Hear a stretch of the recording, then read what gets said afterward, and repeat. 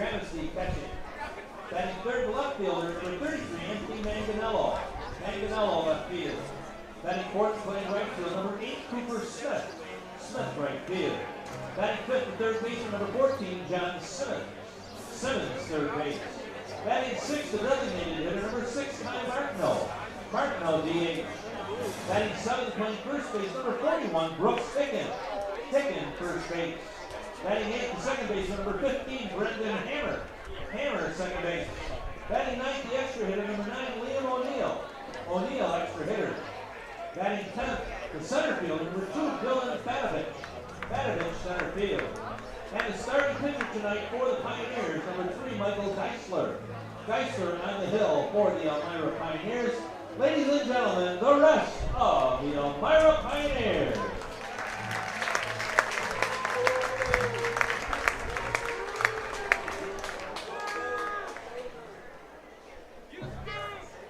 And now, fans, it's time to make some noise as we introduce to you your 2025 Batavia Muckdogs, brought to you by Confidence Bank. And this evening, your Muckdogs will be joined by the Turtle and Heat Air Baseball buddies from Hale Mumford Youth Softball and Baseball, Roy Hart Baseball, and Byron Burgeon Little League. Your Muckdogs are managed by Joey Skip Martinez. Assistant coaches Colin Cox, pitching coach Grant Nichols, and assistant coach Julian Pachardo. The Muckdog clubhouse manager is Eric Mozicki. Tonight's official industry boys and girls are Charlie Bump, Larry Knapp, and Delilah Knapp. And additionally, the Muckdog official team trainer will be provided by Rochester Regional Health. And now, fans, here's the starting lineup for your Batavia Muckdogs. Leading off, playing right field from the University of Oklahoma, number 10, Brayden Horton. Horton, right field. Batting second, playing left field from Keystone College, number 7, Sean Mendes. Mendes, left field. Batting third baseman from Salisbury University, number 2, Jackson Inman. Inman, third base. In the cleanup spot tonight for the Muckdogs, number 27, James Bolton. Bolton, batting fifth, shortstop from Hofstra University, number 1, Tyler Patrick Carl. Patrick Carl, shortstop. Batting sixth, playing first base from Thomas Jefferson University, number 21, Justin Espinal. Batting seventh, Batavia hitter from Tusculum University, number 46, Omar Carreras. And fans, today is Omar's 21st birthday!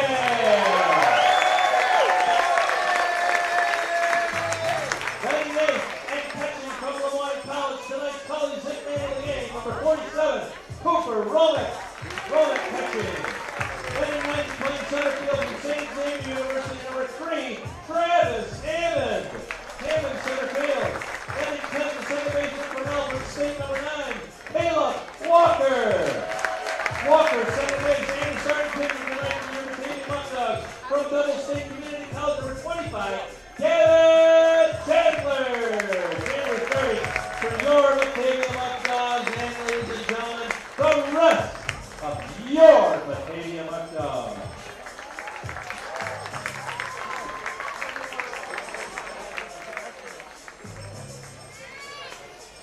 Now, fans, at this time, I'd like to all please stand and move your hats as we welcome singers from the Letchworth Chorus as they do their wonderful rendition of God Bless America.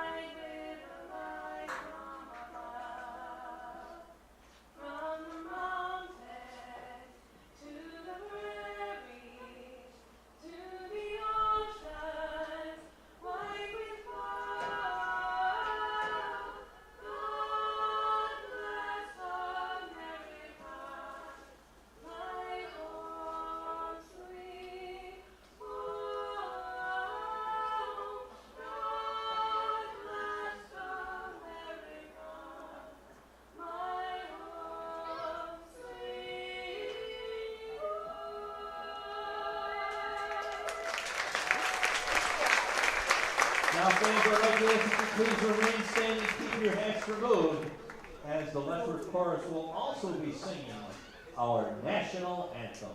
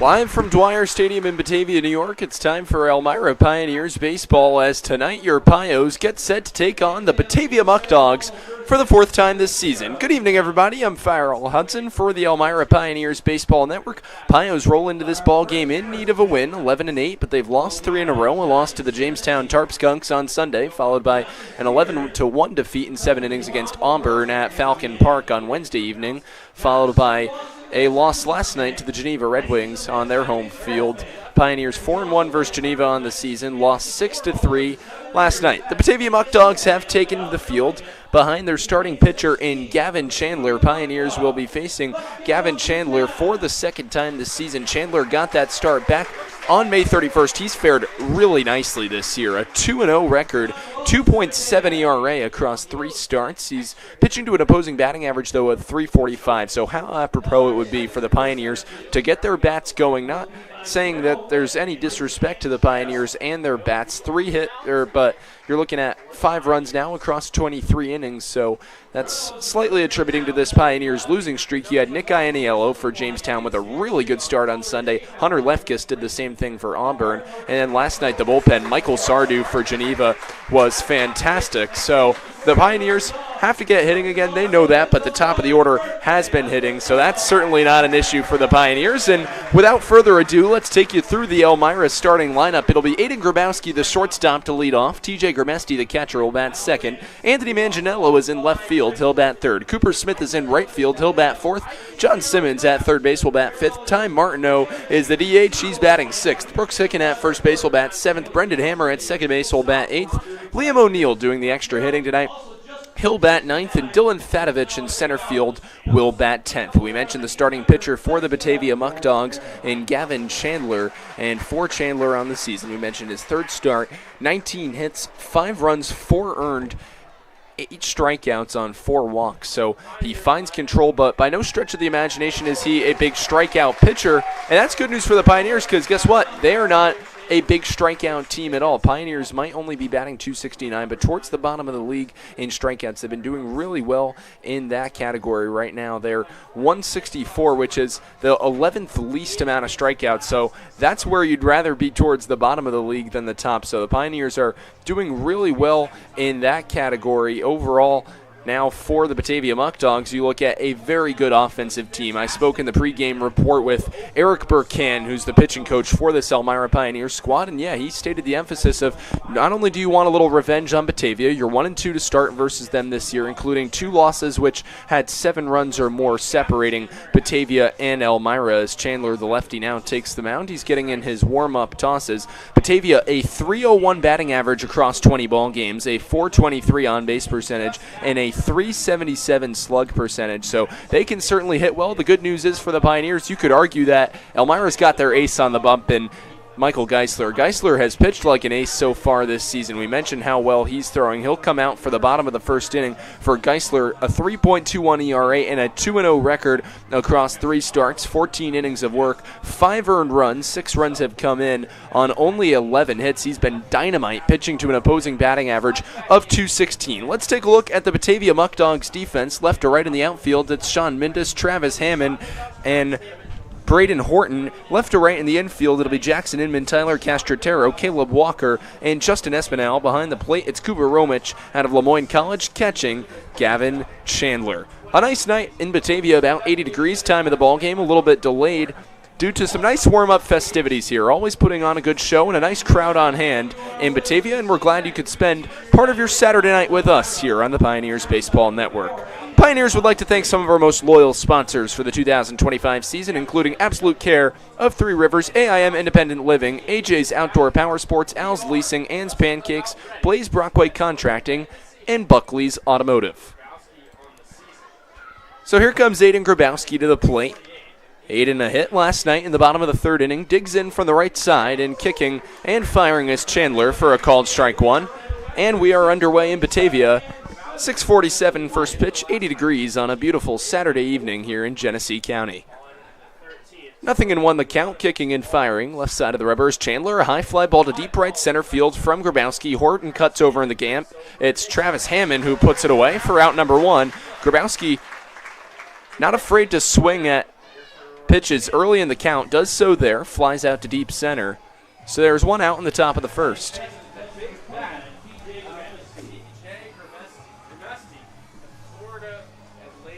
So here comes TJ Grimesti. We know what he's about this season. Grimesti has been a staunch offensive contributor. 446 average across 18 ball games, 589 slug percentage. Not enough good things you can say about this guy who's just calm, cool, and collected under any element of pressure. He gets the start behind the plate tonight for the Pioneers as Chandler fires from the left side of the rubber, a fastball inside, 1-0 the count.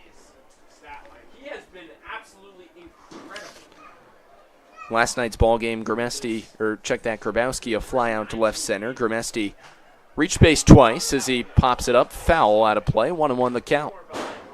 Just underway, top of the first inning, Pioneers and the Batavia Muckdogs for the 4th time this season, a rematch of last year's West Division Championship.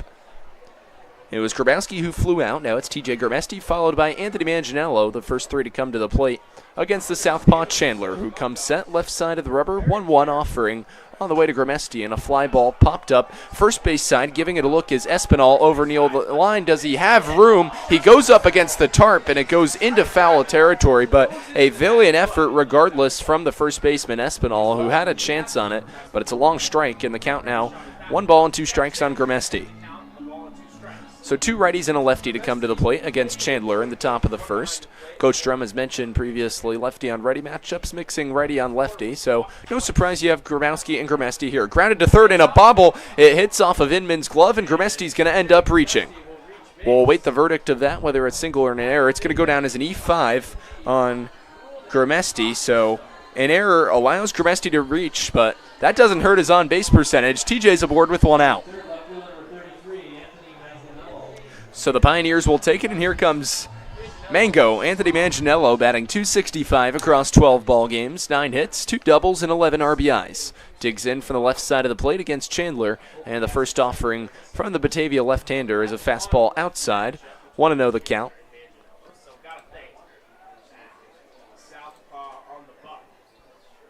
Chandler working quickly, fires over the outside corner, just misses, 2 balls and no strikes the count. Mentioned Cooper Romich catching tonight behind the plate for the Batavia Muckdogs. He's inserted towards the bottom of the order. Romich, a really solid resume so far in his career as a Lemoyne Dolphin, working a good rapport with these Batavia pitchers as the next offering is a fastball. Third base side out of play, 2-1 the count to Manganiello. Romich, a 2025 NEC All-Conference second team. The first Lemoyne player to earn all NEC honors. Why? Because just 2 years ago, the Lemoyne Dolphins transferred from Division II into the Northeastern Conference. 2-1, fastball inside corner. Manganiello takes for a called strike 2 at the letters. Anthony turning around, asking about the location of that pitch. Well spotted, and a nice frame from Cooper Romich, the Batavia catcher. Middle infield's at their double play depth. About 10 feet behind the bag at third is Inman. Holding on, Grimesti at first is Espinal. 2-2 the count with one out as Chandler kicks and fires. Breaking ball off the outer half. 3 balls and 2 strikes the count. Manganiello, a very formidable on-base percentage. .413 coming in at a .737 OPS. He'll look to draw on here as he grounds one foul. First base side out of play. And the count remains 3 balls and 2 strikes. Manganiello, a knack for working a litany of quality at-bats on the season, continues to do so here. 3-2 the count with one out to the Elmira 3-hitter. Just underway, top of the first inning. Lefty-on-lefty matchup as Chandler fires left side of the rubber, and a high pop at third base. Crashing over is Inman. He'll give it a look. It'll go into the stands out of play. And a nice grab over by a fan. Nice barehanded grab on the deflection. Well, we came to see a baseball game, and maybe we'll have a guy trying out for hockey goalie in the stands. 3 balls and 2 strikes the count with one out to Manganiello. As Chandler gets his sign from Romich, comes set. Grimesti extends his lead to about 10 feet off the first base bag. Payoff pitch from Chandler out of the stretch is fouled back by Manganiello again. Anthony is going to see an 8th pitch in the at-bat. Manganiello and Brendan Hammer, the 2 Northwood Timberwolves, such a competitive at-bat at the plate, and defensively Walls, arguably some of the most solid players on this Pios squad. 3-2 pitch line, down the right field line for Manganiello. It's just going to go foul up against the tarp near the Pios bullpen. Grimesti was off and running, and regardless of the good speed in right field from Braden Horton, Grimesti can fly around the bases. That likely could have been run number 1 for the Pioneers. Nonetheless, a 9th pitch on the way. Great job working Chandler's count here in the first as Manganiello awaits a payoff pitch. First a pickoff attempt over to first. Espinal snaps the tag on Grimesti, who's back in. 3 balls and 2 strikes the count with one out. Pios have lost 3 in a row. How apropos to get their victory on the road against their arch rival. Still have to wait another payoff pitch as Chandler a spin and fire over to first base. Grimesti certainly a threat to steal. 6 stolen bases on the season, trailing Aiden Grabowski, who's the stolen bases leader. Grabowski was retired on a fly ball to center to begin the inning. Now the 3-2 is just off the plate for ball 4. Manganiello will walk for ball 4. It almost looked as if plate umpire was going to hitch to call it strike 3, but just missed off the plate. A nice frame job from Romich. Manganiello's aboard. A great at-bat for Anthony. Sees double-digit pitches, and that sets the Pios up. Grimesti advances into scoring position. He's off a second, and Manganiello's off a first with one out, and here comes Cooper Smith. Cooper Smith, a perfect 300 on the season. He digs in from the right side. Chandler steps off. For Cooper, 13 games on the season, 12 hits, and 7 RBIs. Chandler rocks and fires left side of the rubber. Breaking ball in the dirt. Trickles away for the catcher, and Romich fires down to third. Grimesti gets in. So does Manganiello at second. As a result of the block, the Pioneers advance 2 into scoring position. And now they're set up for Cooper Smith. We alluded to the 7 RBIs for the Pioneers. That's 5th for Elmira. Grimesti the leader with 12. Grabowski with 10.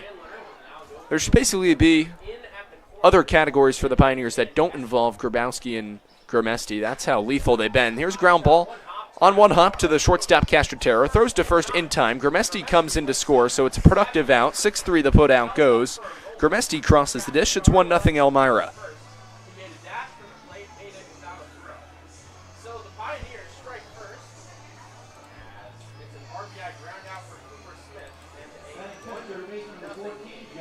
So Elmira ahead 1-0, and here comes the 5-hitter and third baseman John Simmons. A duck on the pond for John. It's Manganiello who leads off a second. Lefty on lefty matchup as Chandler rocks and fires, and the fastball fisted foul back to the screen. Simmons on the inside fastball. A nice cut there from Chandler. 0-1 the count. 1 run on no hits and no errors for the Pioneers. No runs on no hits and 1 error for the Batavia Muckdogs. Simmons, who's had a bit of a significant dip in the batting average as of late, but can provide great numbers slugging. And the Liberty University sophomore is going to look to do that here. Takes a breaking ball on the outside corner for a called strike 2. As Romich set up outside, got the call on the corner. 0-2 the count as Chandler's looking for his ender. So the Pioneers finding ways to be productive despite not crossing a lot of hits on the board. You have Ty Martineau in the 6 hole. He awaits on deck. Breaking ball just off the outside corner as Chandler was departing for the dugout. Took about 5 steps off the mound. Romick with a nice frame job nonetheless. 1 ball and 2 strikes to Simmons. Pioneers with a chance to get into third place. Should they defeat Batavia tonight, they'd go a half game ahead of the third place Muckdogs in the West Division. 1-2, fastball just off the outside corner.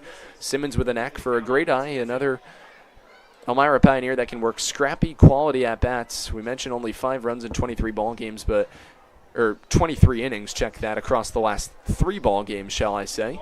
As Simmons awaits a 2-2 with 2 out and a high pop-up on the breaking ball. Foul, third base side, out of play. They'll redo the 2-2 again.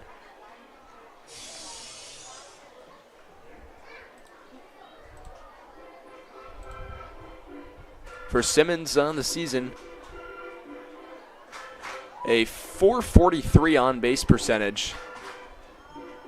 Team leader in extra base hits with 6, 5 doubles, 1 triple, 10 hits. He's crossed the plate with 7 runs, a .395 slugging percentage.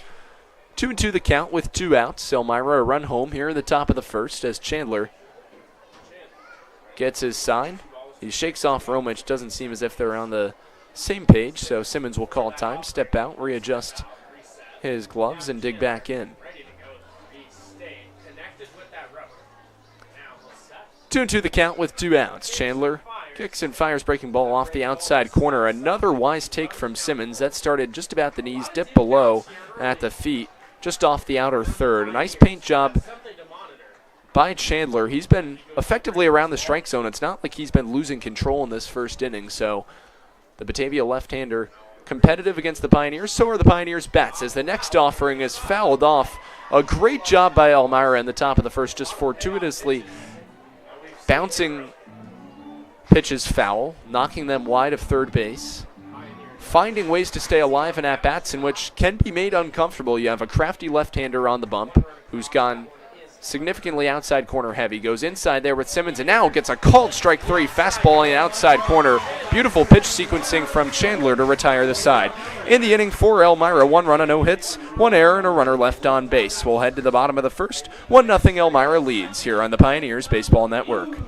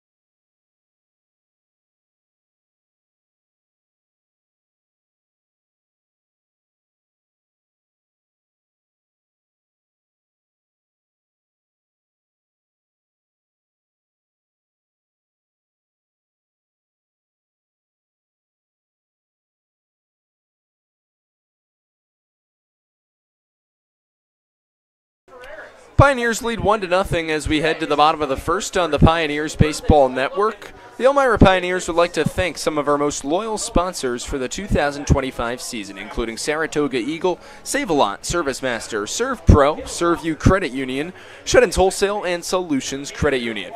The big, tall, strong right-hander Michael Geisler has taken the bump for the Pioneers, with Grimesti catching behind the dish. Here in the home half of the first inning, Let's introduce you to the Batavia Muckdogs starting lineup. It's Braden Horton, the right fielder, to lead things off. Sean Mindus in left will bat second. Jackson Inman at third base will bat third. James Bolton is the extra hitter. He'll do the cleanup tonight for the Dogs. Tyler Castrotero, the shortstop, will bat fifth. Justin Espinal at first base will bat sixth. Omar Carrera is celebrating his 21st birthday tonight. Got a rousing ovation pregame from the Batavia crowd. So loyal to their players are the Batavia Muckdogs fans. Cooper Romick, the catcher, will bat eighth. Travis Hammond in center field will bat ninth. Caleb Walker, the second baseman, he'll round out the batting order, batting 10th. All teams in the PGCBL batting 10 this summer. Bit of a unique contrast from a lot of college seasons where guys might bat 9 or 10. A nice ovation on hand for Braden Horton out of the University of Oklahoma. He digs in from the left side of the plate against the righty Michael Geisler. As Geisler comes set, rocks and fires from the right side of the rubber, and the breaking ball backdoor misses low and away. Horton takes 1-0. Pioneers scored a run in the top of the first inning. They send 5 hitters to the plate, a walk and a strikeout in the first for the southpaw Gavin Chandler. He's firing a broken bat. Dribbler right back to the mound, underhand flip to first from Geisler to Hicken in time for out number 1. So 2 pitches and 1 out in the bottom of the first inning, similar to the way it started in the top of the first with the Grabowski fly out on 2 pitches to deep center. So here comes Sean Mindus, Muckdogs left fielder. Righty matchup. It'll go lefty, righty, lefty here in the home half of the first for Batavia. Horton, who just chopped on a broken bat back to the mound, followed by Mindus and Inman. As righty on righty matchup, Mindus takes a ball low, 1-0 the count. Sean batting .400 across 7 ball games on the season, 10 hits, no extra base hits, and 7 RBIs. Just underway in the home half of the first. Pioneers up 1-0. Second matchup of the season here from Dwyer Stadium in Batavia. Fastball misses low and away from Geisler, who loaded up and added some extra velocity to that for Geisler. He hasn't thrown since last Saturday against Newark, so 6 full days of rest in between starts, and you can bet the high-energy guy is raring to go for the Pioneers as he spins a breaking ball at the letters. Beautifully executed from Geisler for a called strike 1. 2-1 the count to Mindus. Mindus also a .483 on-base percentage. Muckdogs, as we alluded to, a fantastic hitting team. .423 collective on-base percentage as a breaking ball over the inner third. Beautifully spotted by Geisler. Always the mark of a fantastic starter. Not only their elite arsenal, but their capability to fire strikes with the off-speed pitches behind and counts. That's what Geisler does. He's got Mindus 2-2. Kicks and fires a fastball, check swing. Mindus did not go around. No appeal with the field umpire and a fastball low and away. It'll be a payoff pitch with 1 out and the base is empty. Pios ahead by 1 as Geisler comes set, kicks and delivers. Fastball off the outside edge. That's ball 4 and Mindus is aboard. So a 1-out walk issued by Michael Geisler. As Inman's aboard, it'll bring up the second lefty of the inning in Jackson Inman.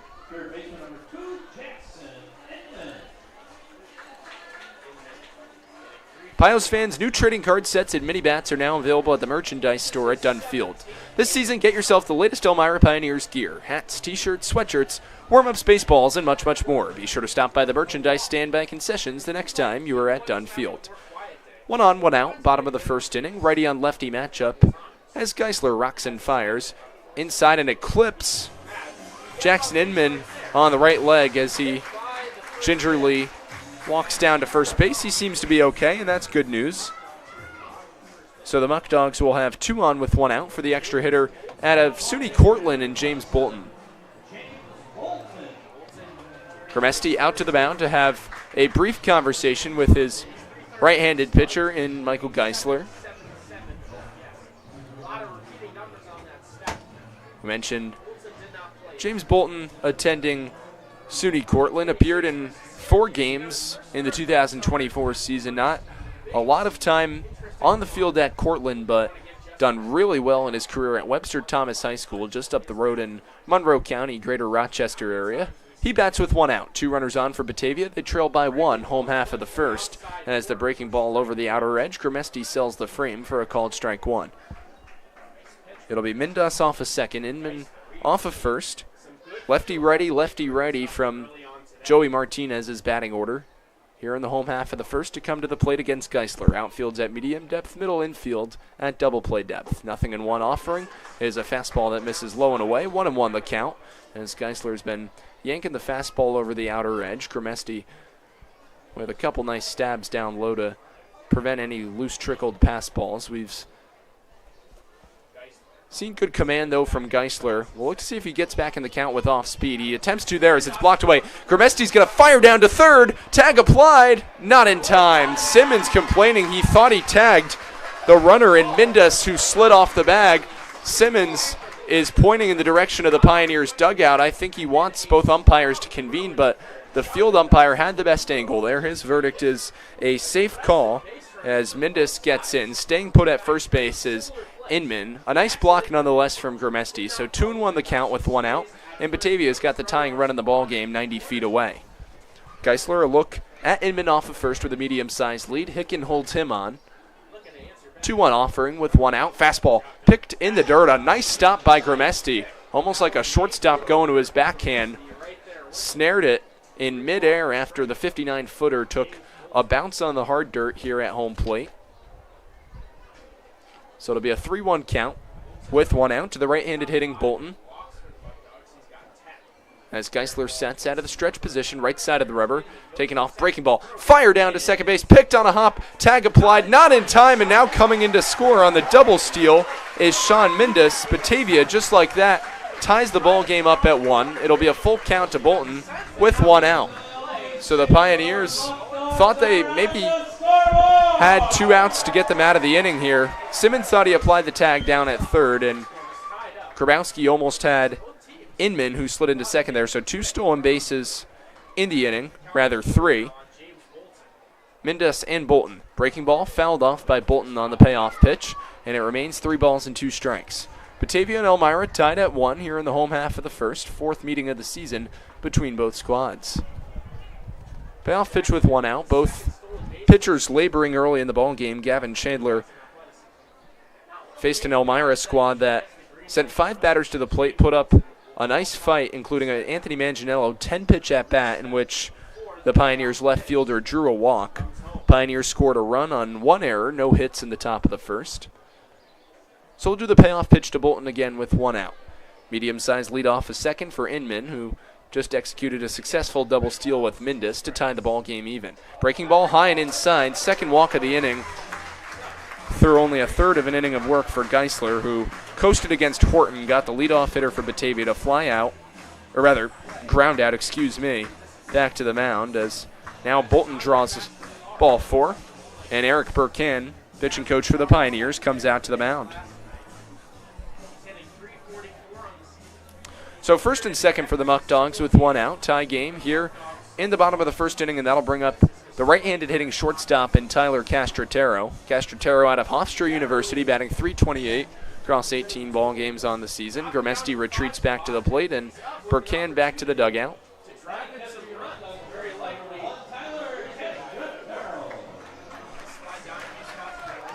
It'll be Inman off of second, Bolton's off of first. Castrotero, 22 hits. The team leader in that category, just 1 ahead of Keystone College's Cooper Fesh. He bats from the right side with 1 out. Geisler kicks and fires a breaking ball high. Mike in his first couple batters he faced in the bottom of the first, including Horton and Mindas. Nicely executing with the breaking ball, especially in the Mindas at-bat. Was down 2-0, got it back to a 2-2 count. Eventually ended up walking Mindas, eerily similar to the Manganiello at-bat. On the first pitch of Inman's at-bat, he had a walk and now a fly ball deep to left center field. On his horse in the gap comes Fatovich, and he makes a nice running grab for out number 2. Fires back into Grabowski, and both Inman and Bolton stay put. So giving it a ride was Castrotero to deep left center, but Fatovich tracks it down, puts it away. And that's the second out in the bottom of the first.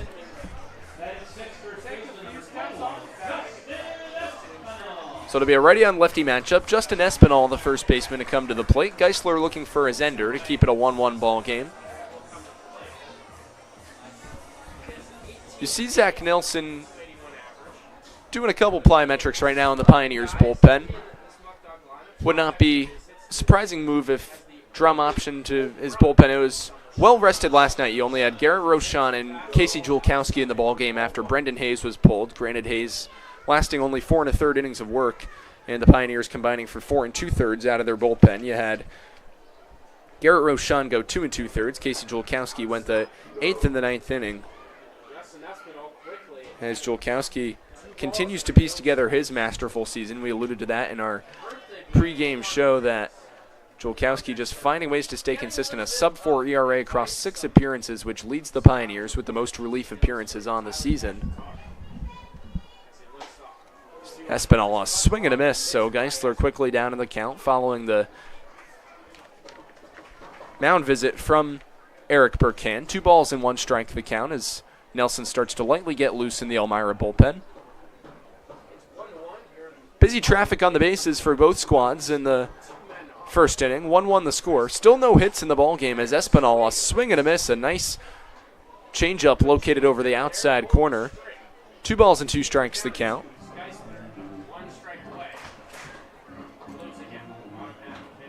Espinal batting .281 across 16 ball games. 16 hits, 4 extra base hits, a homer and 13 RBIs. The lone Batavia Muckdog with a homer on the season. That came Monday, a 2-run shot against Jamestown. 2-2 with 2 outs. This one line drive into center field. It's going to drop in front of Fatovich for a base hit. Inman's going to round third. He'll come to the plate. The throw comes into Grabowski. An RBI single off the bat of Justin Espinal, and the Muckdogs lead 2-1.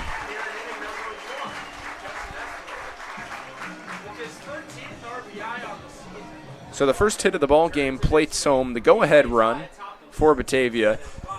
Inman comes to the dish as Bolton advances to second. First and second still with 2 outs. Home half of the first, 2/3 of an inning of work and 2 earned runs for Michael Geisler.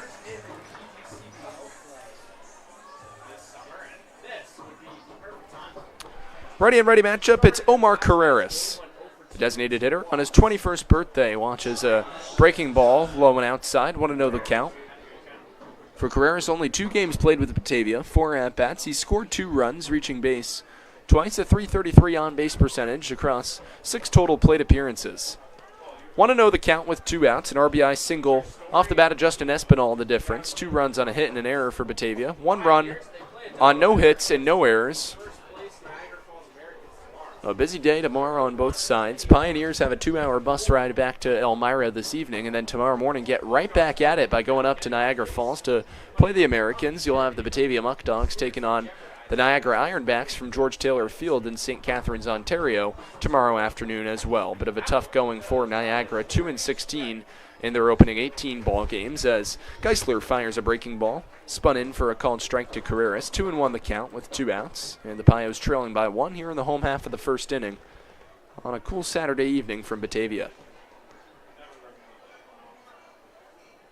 Weather at the start of the ball game, 80 degrees, but cooling off considerably. Grounded on 2 hops to Brooks Hicken. He'll take it to the bag himself in time to conclude the bottom of the first inning. But 2 runs on a hit, no errors, and a runner left on base. We played an inning of play. 2-1 Batavia leads on the Pioneers Baseball Network.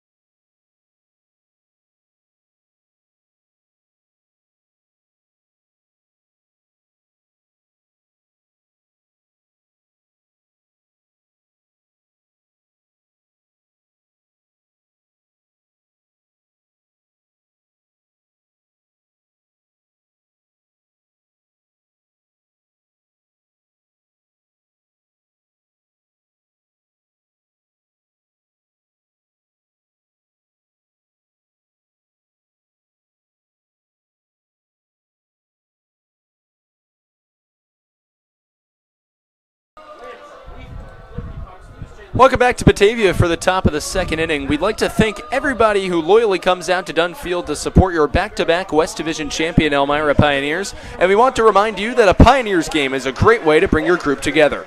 Whether it's a school, church, business, youth sports organization, or anything in between, the Pioneers are also able to offer great picnic options for your organization or business. Reserve your group today by calling 607-734-2690. Go Pios. 2-1 Batavia leads as we head to the top of the second inning. It'll be Ty Martineau to lead things off against Gavin Chandler. 26 pitches in the home half of the first for Michael Geisler. Batavia crosses 2 runs on 1 hit as Martineau takes low. 1-0 the count. In between innings, you had the Letchworth Youth Choir as Martineau lays down a bunt. It's beautiful. It's rolling in the grass. Romick fires to first. It's high. Pulls Espinal off the bag. Martineau beats it out regardless. That'll likely go down as an infield single on a nicely placed bunt from Ty Martineau. We'll await the verdict of that. Yes, it is a hit. Ty Martineau continues to remain so consistent at the plate. He gets on with nobody out in the top of the second. Just mentioning the Letchworth Youth Choir. Singing a little Uptown Girl by Billy Joel in between innings. Maybe if they got into any songs from The Stranger, I'd be interested to join in. Fastball on the outside corner. Brooks Hicken takes for a called strike. Lefty on lefty matchup with Chandler. With nobody out and Martineau a medium-sized lead off the first base bag. Espinal holds him on middle infields at double play depth. Inman even with the bag at third. Chandler a spin and a fire back to first to check on Martineau. Ty gets back. So the count remains 0-1 to Hicken. We mentioned Ty Martineau entering tonight's ball game a .345 batting average across 9 starts. Ty primarily serving in the DH role, also playing some second base. Extended to about a 10 to 12 foot lead out of the stretch position. Kicking and firing is Chandler in a fly ball to shallow center field. Hammond charges in and retires Hicken for out number 1.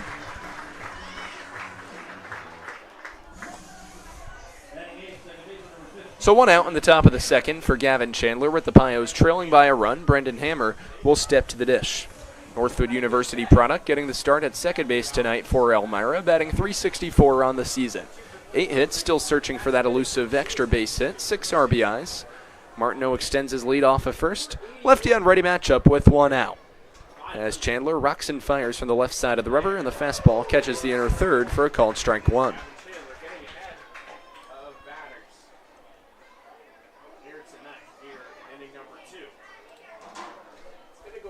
So 0-1 the count with 1 out, top of the second inning. 1 run on 1 hit and no errors for the Pioneers. 2 runs on a hit and an error for the Muckdogs. A swing and a miss from Hammer. Fastball well spotted over the outside corner, 0-2 the count. Chandler can gas it up with the fastball, hit off speed at the letters, and mix and match off the outside and inside corner. Chandler doing a fantastic job in attempts to keep the Pioneers bats off balance so far. Pioneers, though, doing a nice job working Chandler's pitch count as he's over 30 pitches, just an inning and a third into his outing this evening.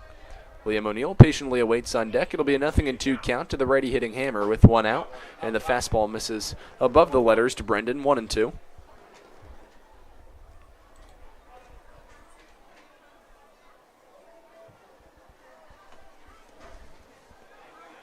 Chandler, 1 look at Martineau, extends his lead off at first. Ty, bit of a quick jab step, and now he takes off. A high pop-up. First base side, Espinal's going to give it a look and goes just into foul territory over by the picnic area.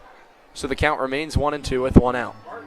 Pioneers would also like to thank Myers RV Nucor, Papa John's, Pathways, Pizza Hut, Red Robin, and Rodney J. Strange for their loyal sponsorship in the 2025 season. Count remains 1 ball and 2 strikes to the righty hitting Hammer with 1 out, a .481 on-base percentage for Hammer. Across 9 ball games on the season, Chandler out of the stretch kicks and fires, and the fastball misses high and away, 2-2 the count.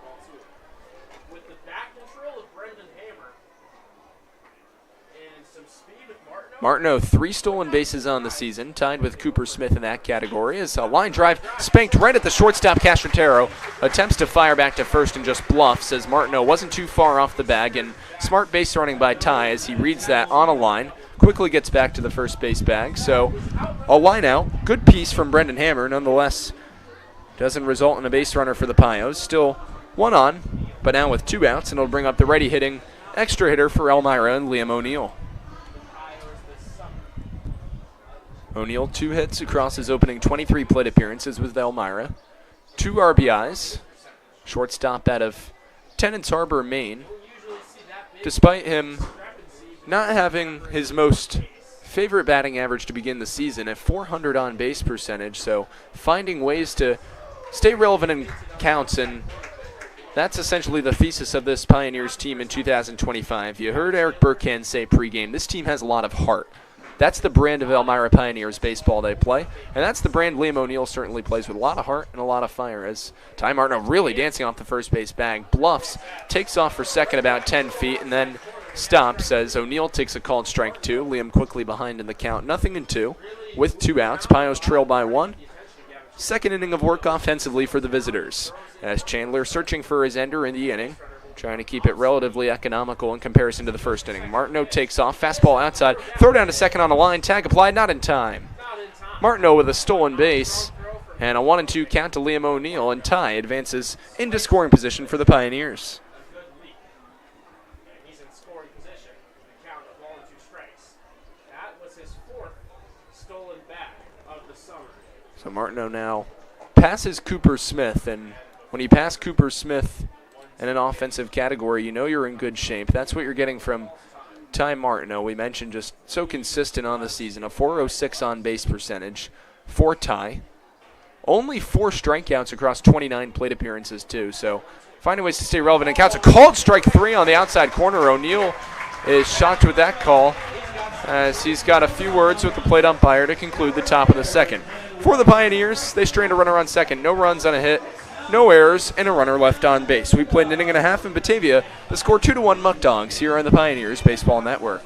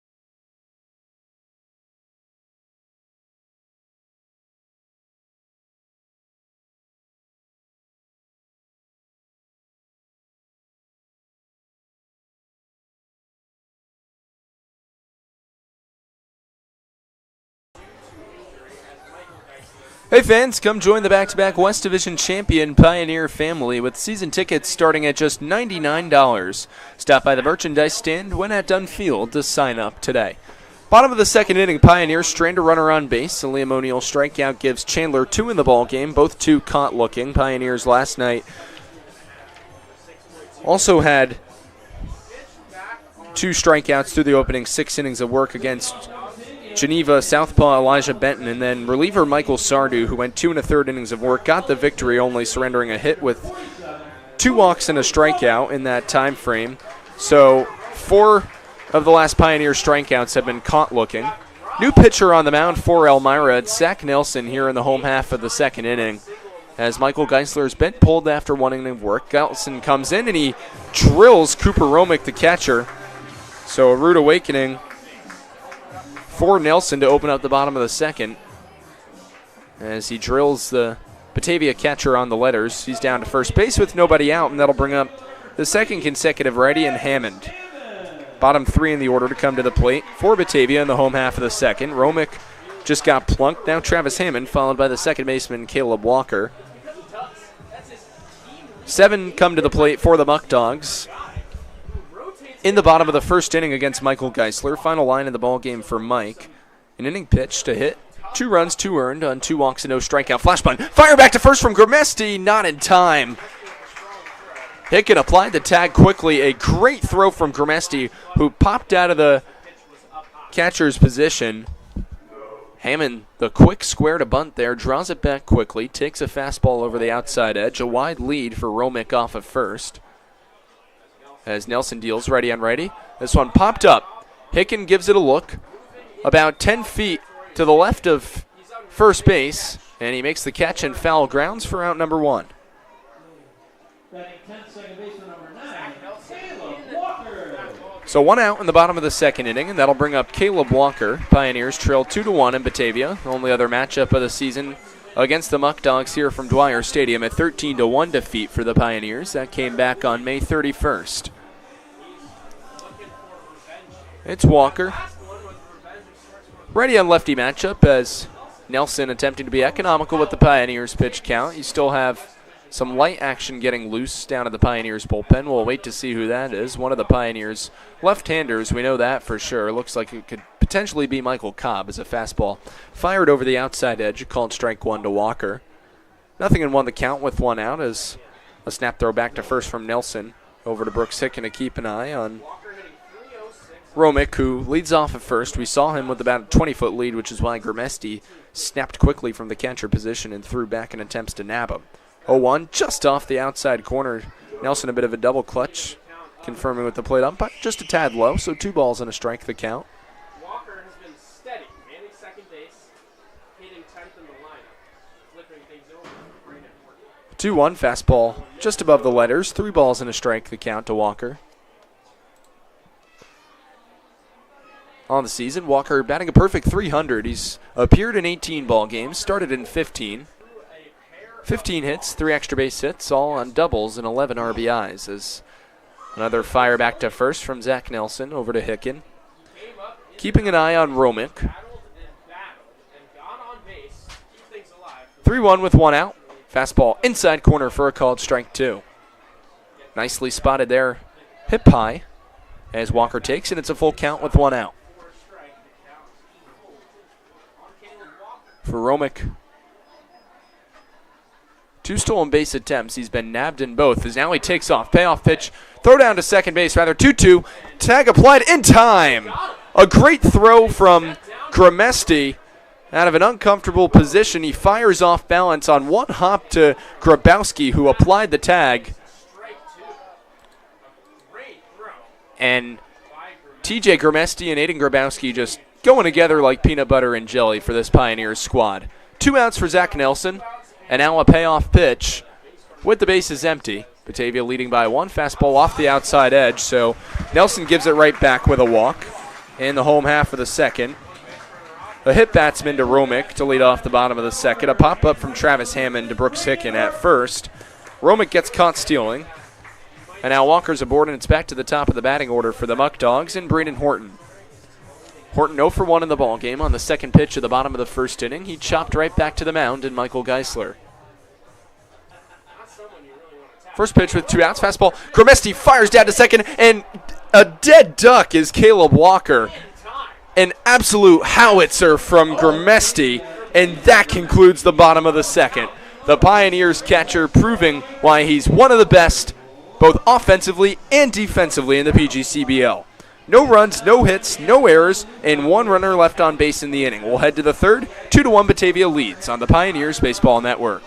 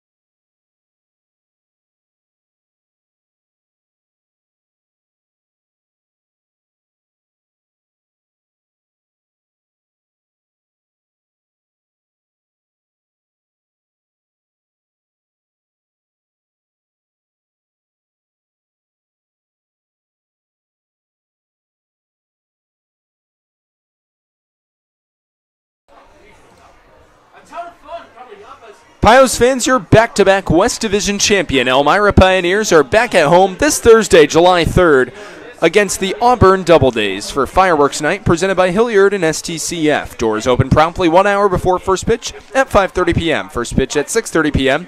Be sure to call 607-734-2690 for tickets, and go Pios. 2-1 Batavia leads going to the top of the third. And TJ Grimesti firing absolute bullets behind the plate. He nabs both base runners to reach in the bottom of the second. That was Cooper Romick, who got plunked on Zach Nelson in the first pitch of the Pioneers' right-handers outing. And then Caleb Walker, who walks on a full count, gets beat by about 30 feet to the bag. Some absolute nifty work between the catcher and Grimesti and the shortstop Grabowski in the inning, as it's Dylan Fatovich to lead off here in the top of the third. 10-1-2 in the Elmira order. It'll be Fatovich followed by Grabowski and the aforementioned Grimesti to conclude. 1-1 with nobody out. Lefty on lefty matchup. Dylan a high pop-up, foul territory. That'll get out of play.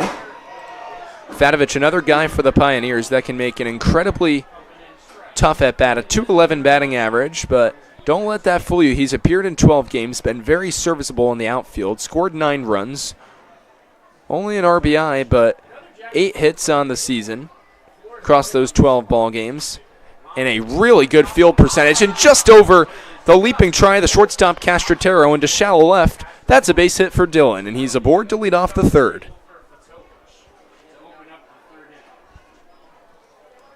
Dylan telling me before the season, I want to bat 400. I want those high goals for myself, and the University of North Florida at Jacksonville product leads off the third with a single. Rolls it back to the top of the batting order for Elmira. It's Aiden Grabowski to step to the plate. Grabowski with a fly ball to deep center, and Travis Hammond to lead off against the southpaw Chandler in the top of the first. Pioneers trail by 1. Visitors half of the third inning. As Chandler sets from the left side of the rubber, rocks and fires. Grimesti flashes bunt, squares it back, takes a ball just above the letters, 1-0 the count. As Fatovich was ranging off the first base bag and attempts to potentially steal for Fatovich on the season. 5 stolen bases. Tied for third on the Pioneers in the category with Ben Rohde, both ironically enough donning the center field position for the majority of their time spent in Elmira Pioneers uniforms. 1-1 the count to Grabowski as Aiden steps out of the box, collects himself with a check swing. With nobody out, middle infield's at their regular double play depth. Espinal holds on the speedy Fatovich, who ranges only 6 to 8 feet off the first base bag. Have to be careful with Chandler. Now Fatovich extends his lead out of the stretch position. Kicking and firing is Chandler, and the breaking ball fouled off by Grabowski. 1-2 the count. For the Pioneers, a run on 2 hits. Both Ty Martineau and Dylan Fatovich in consecutive innings, leading off the inning with hits. 1-2 to Grabowski, and a high fly ball to left field. Settling under it is Mendes. He now comes in as the wind knocks it down, and he puts it away for out number 1. Grabowski's retired, and that'll bring up TJ Grimesti. So for 8-0 for 2 in the ball game so far. A fly ball to center and a fly ball to left, and that brings up TJ Grimesti, who reached on an error by the third baseman Inman his last trip to the plate in the top of the first. Hit a hard ground ball and about 3 bounces that tracked over Inman's glove as Jackson was charging in on the forehand side, unable to corral it. Fatovich, a medium-sized lead off at first with 1 out. Grimesti, a high pop right side of the infield behind home plate. Now it's the catcher Romick who settles under it and puts it away for out number 2. No advancement from Fatovich, and the Pioneers in danger of stranding the leadoff base runner.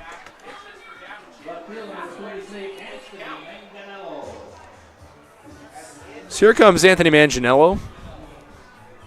Last chance for the Pioneers to remain alive here in the top of the third. Manganiello walked and was stranded on second in the top of the first.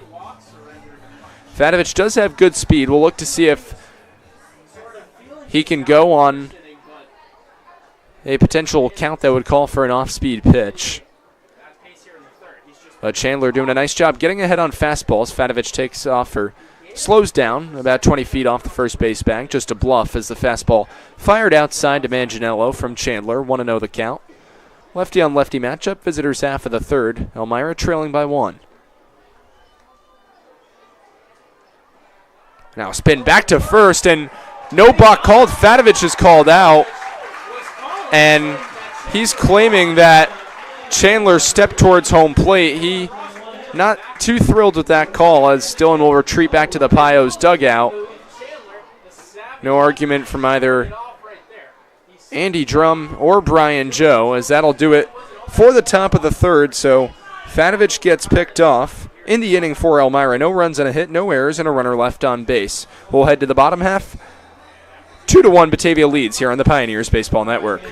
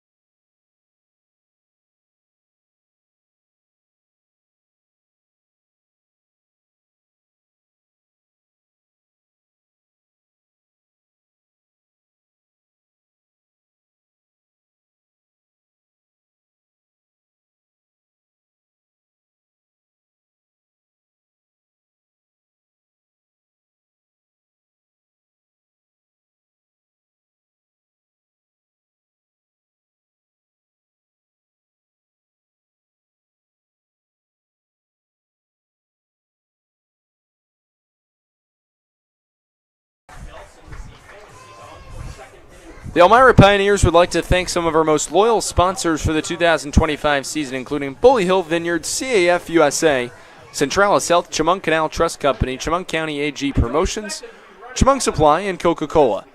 Top of the order due up against Zach Nelson in the bottom of the third inning. It's Braden Horton to dig in from the left side. Horton 0 for 1 in the ball game. Grounded back to the mound, and Michael Geisler as Nelson fires outside. 2 balls and no strike to count.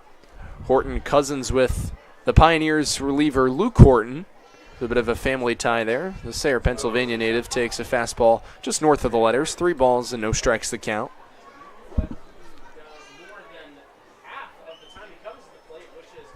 Nelson, an effective bottom of the second inning, but really effective on the part of TJ Germesti, as Nelson, through the opening inning plus, has issued 2 walks and a hit batsman. 2 runners thrown out by Germesti in the bottom of the second, as a 4-pitch walk to lead off the bottom of the third for Braden Horton. Dylan Fadovich got picked off to end the top of the third. He felt as if Gavin Chandler balked, but field umpire did not feel the same way. We'll look to see what Nelson goes with here. A 0-0 offering. Deshaun Mindus, righty hitting left fielder for Batavia, takes a fastball low. 1-0 the count. 5 straight balls from Nelson to open up in the bottom of the third. Hicken holds Horton on with a medium-sized lead. Out of the stretch position, Nelson works and fires. 2-0 the count. Pioneers bullpen continues to get loose, and it looks like it's Gio Valerio getting warm for Elmira. 2-0 the count with nobody out. Bottom of the third inning. Pios and Muckdogs. 4th matchup of the season, as the breaking ball misses high. Rather more of a floaty changeup from Nelson. Zach, when he's on, can really effectively execute the junk. Let's see what he goes with here. 3-0, and it misses in the dirt. That's 8 straight pitches that have missed out of the zone to open up the bottom of the third, as both the 1 and 2 hitter in the Batavia order, Horton and Mindas, reach. It'll be Horton off a second, Mindas off a first with nobody out, and here comes Jackson Inman, the third baseman. Inman got plunked by Michael Geisler in the bottom of the first inning, came around to score in the process. 2 runs on a hit for Batavia in the bottom of the first inning.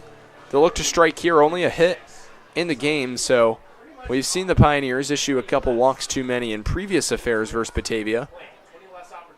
About 8 walks or so in the first matchup of the season against the Muckdogs back on May 31st. 15 in the ball game on June 13th, the second loss of the season against Batavia. Nelson rocks and fires to the left-handed hitting Jackson Inman in the 3-hole as he takes a fastball above the letters. 1-0 the count. It'll be Inman followed by James Bolton, who walked. Middle of the Batavia order on the horizon here with the Pios down 1, home half of the third inning. Nelson a look at Horton off a second. Mindas is off a first. Hicken crashes in at the grass at first as the fastball catches the top of the zone for a called strike. 1-1 the count to Inman.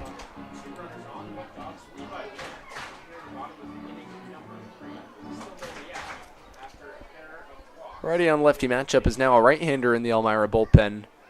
Is getting loose. So originally it was Gio Valerio tossing and now somebody else. But Pioneers are going to hope that they don't have to resort to the bullpen. Zach Nelson, ideally, if he could give them great relief length. He's been alluded to previously as a rubber arm, a guy that can be really reliable with the slow off speed to get outs for the Pioneers. But 10 of his first 11 pitches here in the bottom of the third have been balls. We've seen a bit of the walk issue occur with Nelson. A fly ball now deep into right center field. That's going to split the gap and go to the wall. Fatovich cuts in front of it. Rounding third and coming to the plate is Horton. Mindas will stop at third on an RBI double off the bat of Inman. First hit of the inning for Batavia, and it plates home a run. It's now 3-1 Muckdogs.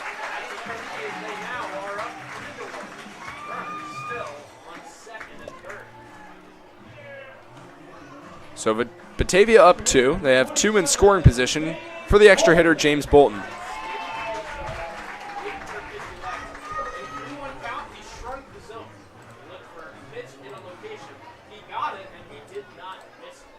Well, for Bolton on the season, a .303 batting average across 12 games. Hicken is in at the corner at first. Simmons about even with the bag at third. Middle infield's at medium depth. The line drive into right field. That's going to drop in front of Smith for a base hit. Coming to the plate and scoring, although the throw to the plate to Gramesti was just a couple steps in behind Mindas, who crosses the plate. It's now 4-1 Batavia. 2 runs on 2 hits in the inning. Inman up to third, and runners on the corner still with nobody out. And Elmira now in danger of getting behind more than 3 runs as Burkan's going to come out to the mound, and it looks to be as if the Pioneers will make a pitching change.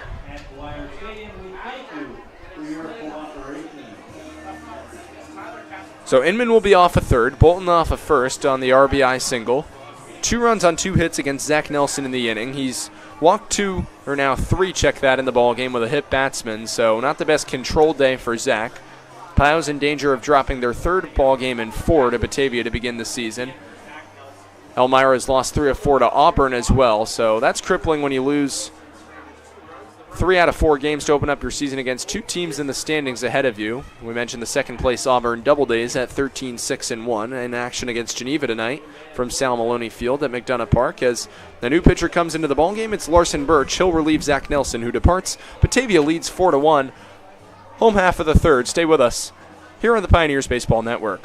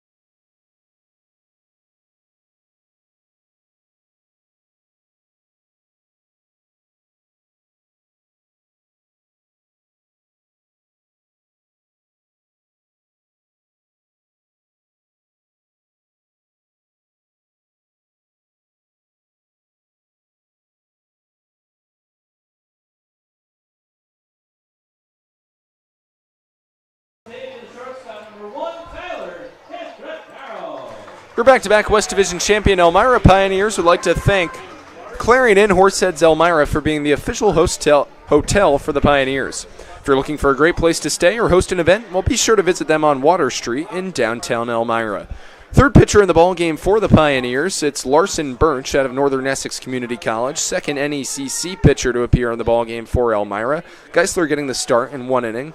Zach Nelson coming in for an inning plus. He's given up 2 earned runs on 2 hits as Batavia's crossed 2 in the inning. Nelson not surrendering a hit in the bottom of the second, but still a hit batsman and a walk. He departs with 3 walks and no strikeouts. A hit batsman, as we referenced, as the 0-1. After the fastball is fouled back from Castrotero, he takes one at the knees. 0-2 the count with nobody out.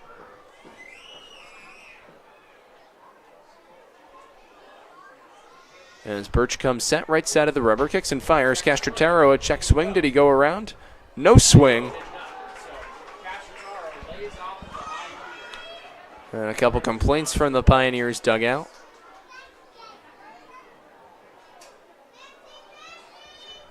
So it'll be a 1-2 to Castrotero. Inman leads off a third. Bolton off a first. Still nobody out here in the bottom of the third, and the Muckdogs are ahead by 3. Birch figuring out his signs with Grimesti. Comes set, middle of the rubber, out of the stretch position. Birch kicks and fires, and the fastball fouled back from Castrotero. So Larson not messing around, going heat heavy for the Pioneers. The count remains 1 ball and 2 strikes.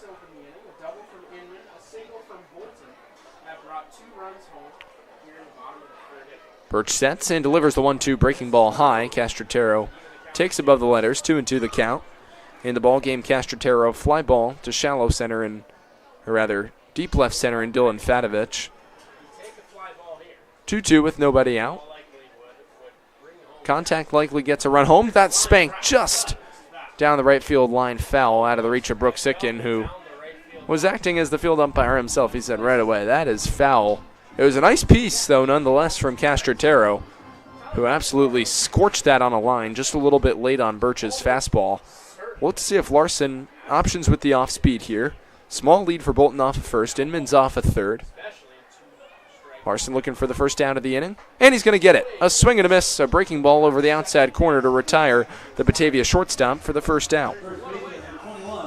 So that's the first strikeout of the ball game for Pioneers pitching across 2 1/3 innings of work, and that'll bring up the first baseman, Justin Espinal. He'll dig in from the left side against the righty Birch. Middle infield's at double play depth, and the Pios could certainly use a ground ball. It would be a pitcher's best friend. And get them out of the inning. 2 runs on 2 hits across the third of an inning against 2 combined Pioneers pitchers, home half of the third.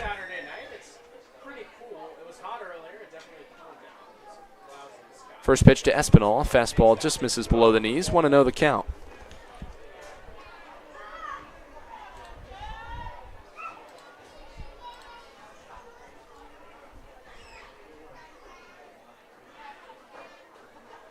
Fastball hit deep to right field. Cooper Smith on his horse, going back in front of the warning track, settles under it, makes the catch. Coming to the plate is Inman. It's a sac fly off the bat of Espinal, and Batavia now leads 5-1.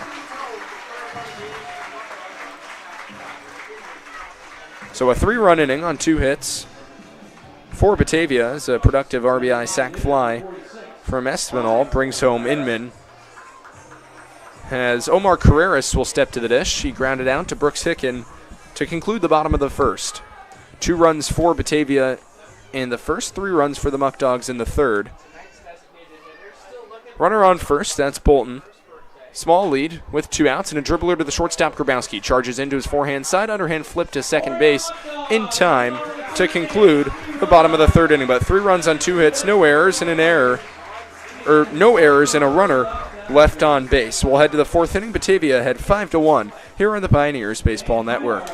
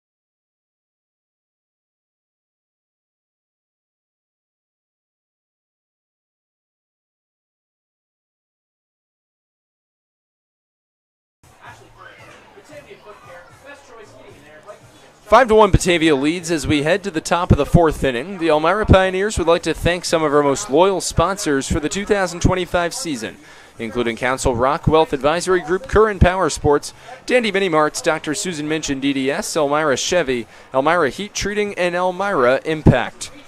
3 runs come in to score in the bottom of the third inning. 2 walks issued by Zach Nelson, then an RBI double off the bat of Inman, an RBI single off the bat of James Bolton. Nelson got pulled, and then Larson Birch follows it up with 3 straight outs. So all 3 runs in the inning, Zach Nelson's responsibility. He departs his final line on the day, an inning pitch.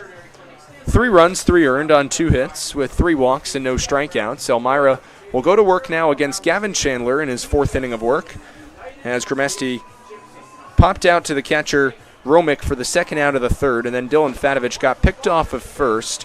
So Anthony Manganiello will get a fresh count here to begin the 4th. Pioneers trailing by 4. For Elmira, 1 run on 2 hits and no errors. For the Muckdogs, 5 runs on 3 hits and 1 error, as it'll be Manganiello to step to the plate. Anthony walked in the top of the 1st, was stranded on second base. Once again, it's going to be a little bit tough for the Pioneers, in danger of potentially losing their 4th consecutive ball game after going on a dynamite stretch. They won 7 of 9 games, including 5 of 6, and were on a torrid pace at home, too. Had won 6 out of 7 games at Dunn Field, following a tough start with a 7-4 loss on opening night to the Jamestown Tarpskunks. Lefty-on-lefty matchup as Chandler fires to Manganiello, takes a strike, and now Anthony rips it deep down the right field line. Ranging over toward the corner is Horton, who settles under it on the warning track and puts it away for a long out number 1. So Manganiello gave it a ride, but it's to no avail for Elmira. 1 out and the base is empty. They still trail by 4, and that'll bring up the right-handed hitting Cooper Smith. Smith grounded to the shortstop Castro-Tero in his first trip to the plate. Lefty on righty matchup with 1 out as Chandler comes set, rocks and fires from the left side of the rubber. And the changeup misses inside, 1-0 the count.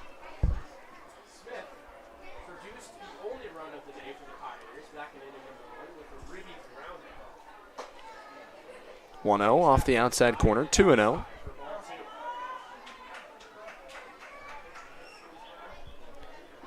Pioneers sent 5 to the plate in the first, 4 in the second. The minimum was faced in the third as Smith grounds it. Inman bobbles at third. A long throw to first, not in time, but the bobble by Inman is going to be the second error made by the Muckdogs in the ballgame, and the second error from Jackson Inman. An E5, and Cooper Smith will reach with 1 out. So the Pioneers will take it, 1 on with 1 out, and that'll bring up the lefty hitting John Simmons against the lefty Chandler. Simmons a .235 batting average entering tonight, but still a good on-base percentage, a strong slug percentage. Hefty void of power for the 2-year Liberty University Flame, who we've mentioned on prior broadcasts, 9 homers and 43 RBIs and 64 starts in his 2 years with Liberty, as Chandler misses high with a breaking ball. 1-0 the count to Simmons. John, 5 doubles, leads the Pioneers in that category as he grounds one to the forehand side of second base. It's Walker, a nice play, throws to first in time to retire Simmons for out number 2. Smith advances to second in the process, so a semi-productive out for the Pioneers as Cooper gets into scoring position. That'll bring up the lefty swinging Ty Martineau, who laid down a beautiful bunt to the right of the mound, about 20 feet in front of home plate on the grass, and it just died down. An infield hit. The speed of Martineau, 4 stolen bases now, past the aforementioned Cooper Smith, who leads off of second base. Ty, a .345 batting average entering tonight's game. A big hit here could pull Elmira back to within 3. Chandler from the left side of the rubber looking for his ender as he drops a breaking ball over the middle of the plate for a called strike. For the Pios, 1 run on 2 hits and no errors. For Batavia, 5 runs on 3 hits and 2 errors, both 2 being committed by the third baseman Inman, as Chandler takes a second to gather himself and will now come back and get set to deal an 0-1 to Martineau. Breaking ball just misses low to Martineau. 1-1 the count. Had plenty of the plate. It was beautifully framed by Romick over the outside corner.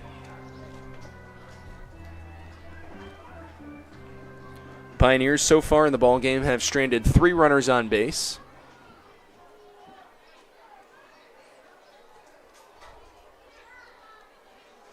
One with 2 outs. A swing and a miss, a fastball over the inner edge as Martineau cuts through it, 1-2. Been a nice steady diet of breaking balls from Chandler in the inning.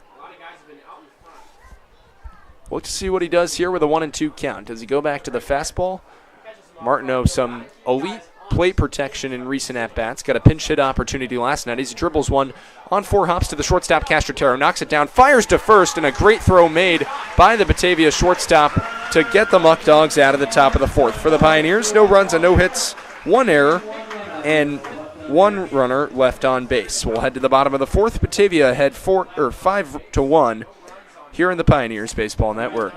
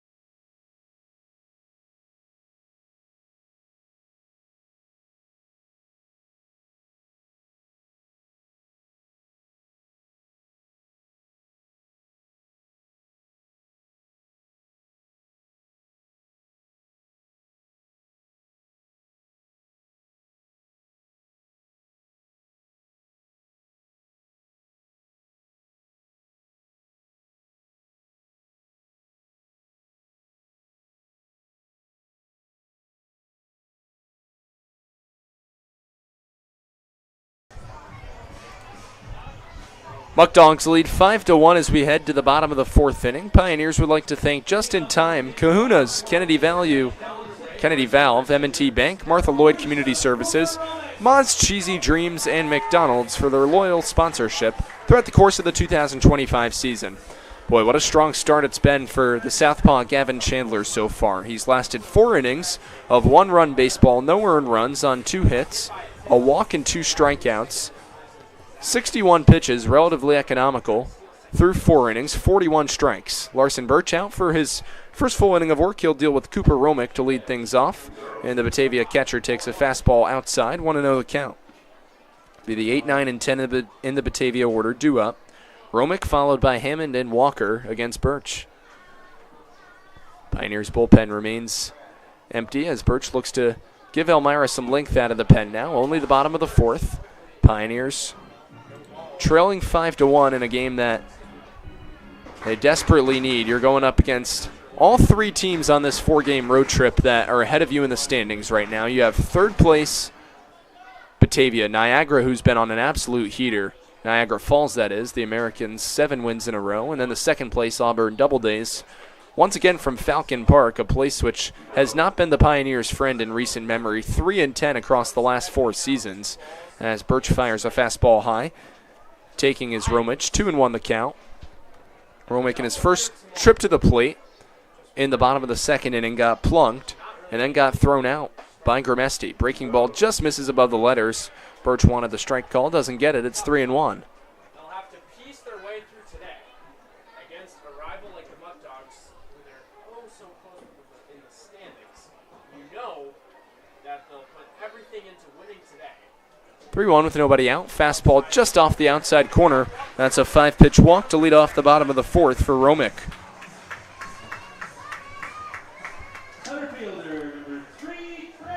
So here comes Travis Hammond. He popped up in foul territory to Brooks Hicken in the bottom of the 2nd. This season you can connect with the Pioneers like never before with exclusive content on our social media platforms. Make sure you follow us on Facebook, Instagram, X, and TikTok at the Elmira Pioneers on all platforms. Romick, who walked, leads off at first with nobody out as Birch delivers high. 1-0 the count to Hammond. Batavia center fielder 0 for 1 in the ball game as Birch peeks at Romick with a medium-sized lead off at first with nobody out. Only 1 more hit for Batavia in that department, but 4 runs on the big board as the fastball fouled First base side out of play, 1-1 the count.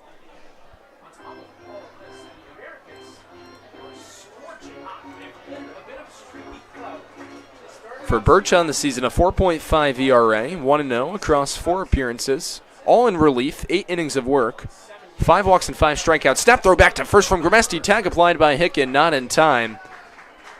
TJ not afraid to quickly fire back to the first base bag as the Batavia catcher was wandering just a little bit off as it's a called strike. Hammond digs back in to face a 1-2.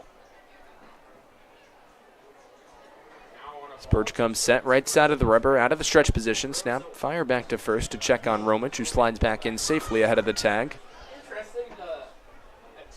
Simmons is even with the bag at third. Grabowski and Hammer up the middle are at regular middle infield depth, and outfield is at medium depth. With nobody out, a swing and a miss from Birch.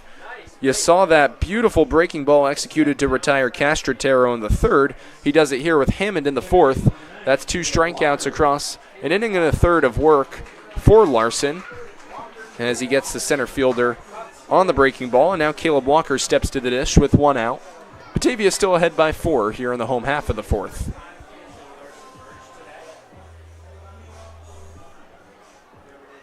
Walker, the second baseman, got walked by Zach Nelson, was one of 3 walk victims of the Pioneers' right-hander Nelson, and Elmira has utilized 3 pitchers so far through the opening 3 1/3 as fastball strays off the outer edge from Birch. 1-0 the count.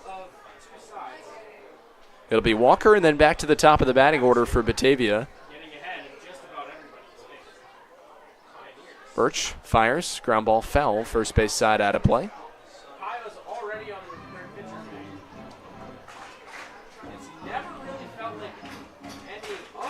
Elmira has only given up 21 runs across the last 3 ball games, so granted he had 11 of those at Auburn against the Doubledays Wednesday night. Pio's pitching staff for the most part holding up. 3 pitchers utilized in the game last night, and now 3 utilized tonight.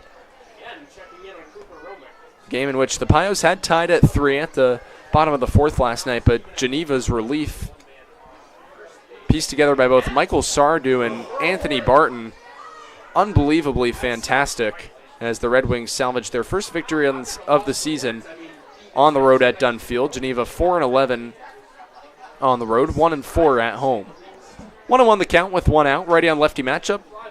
Fly ball out of play towards the Batavia bullpen. 1-2 the count.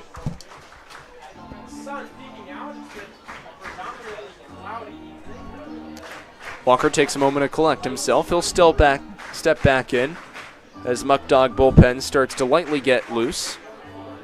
Gavin Chandler, 61 pitches. You figure he'll at least last through the 5th inning. Be eligible for victory if he does so. Batavia currently has a 4-run lead. Chopped foul up along the grass in front of the Pioneers dugout. Walker doing a nice job battling. 1-2 the count.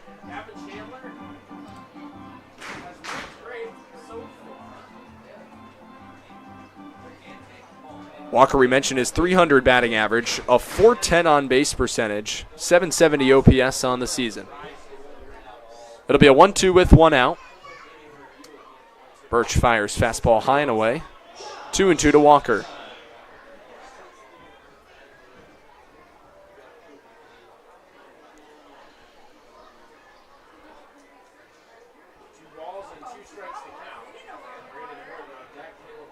Birch comes set and fires the 2-2 fastball high and away.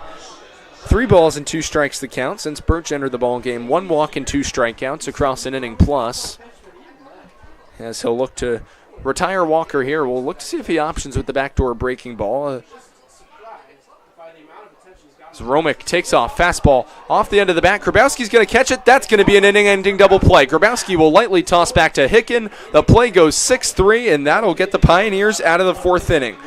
So Larson Birch faces the minimum. No runs and no hits, no errors, and because of Romich wandering off the first base bag on the steal attempt, 1 runner left on base. We played 4 innings. The Muckdogs ahead 5-1 here on the Pioneers Baseball Network.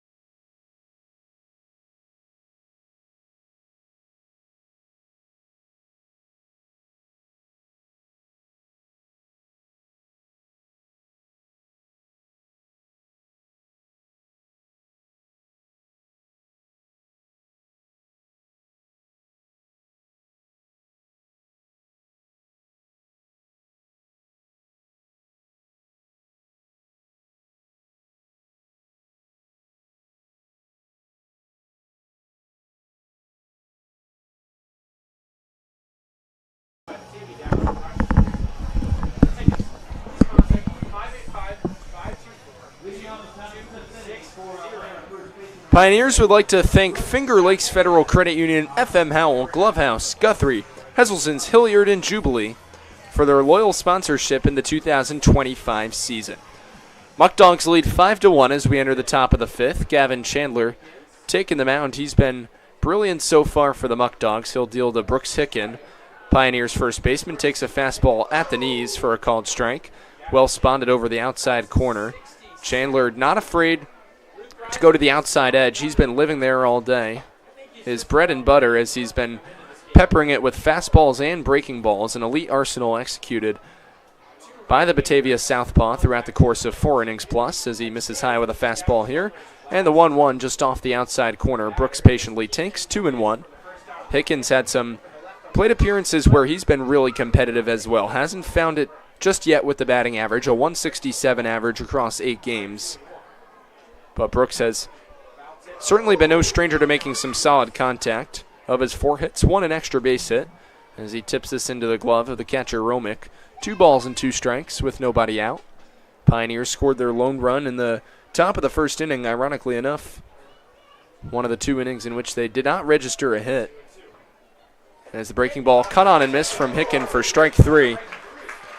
In the ball game, that's strikeout number 3, the first swinging, as Brooks is down for out number 1 in the top of the 5th.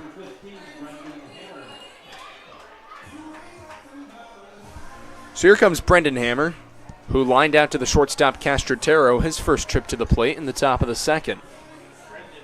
1 run on 2 hits and no errors for your Pioneers. 5 runs on 3 hits and 2 errors for the Muckdogs.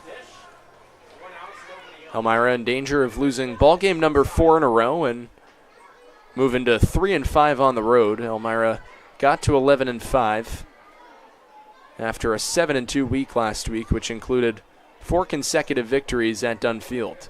1-0, grounded to the shortstop Castrotero. Fields to his left, fires to first in time to retire Hammer for out number 2.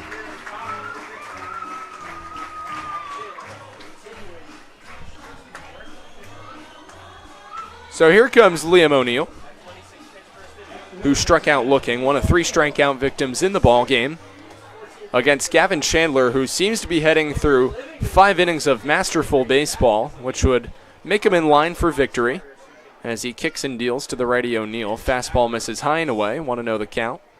We mentioned Liam's 400 on-base percentage. 13 strikeouts, leads the Pioneers in that category, but has walked 8 times as he dribbles one just foul down the third base line. A nice piece by O'Neill as he was ahead of the fastball from Chandler. 1-1 the count.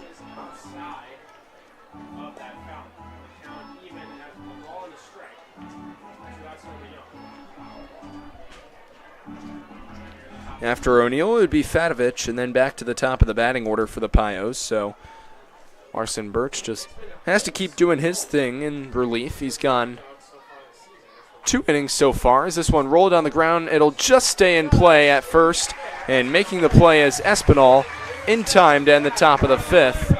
And that'll do it for Elmira in the 5th inning. No runs and no hits, no errors, and no runners left on base. As the play goes 3 unassisted, we'll head to the home half of the 5th. Batavia ahead 5-1 on the Pioneers Baseball Network.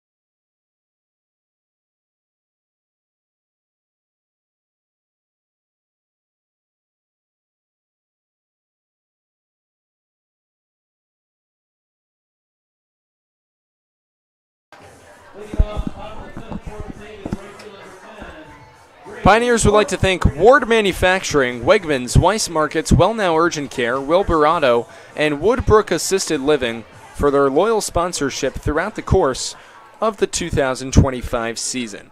We enter the bottom of the fifth inning. It's back to the top of the batting order for Batavia, and the right fielder Braden Horton, who digs in from the left side against the righty Larson Birch, going into his third full inning of work, and delivers a fastball low. 1-0 the count.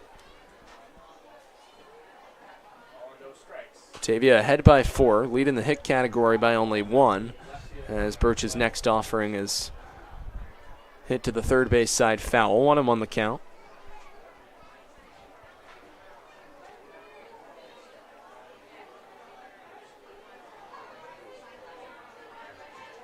Birch sets from the right side of the rubber, working out of the stretch position, kicks and fires, and the fastball is high. 2-1.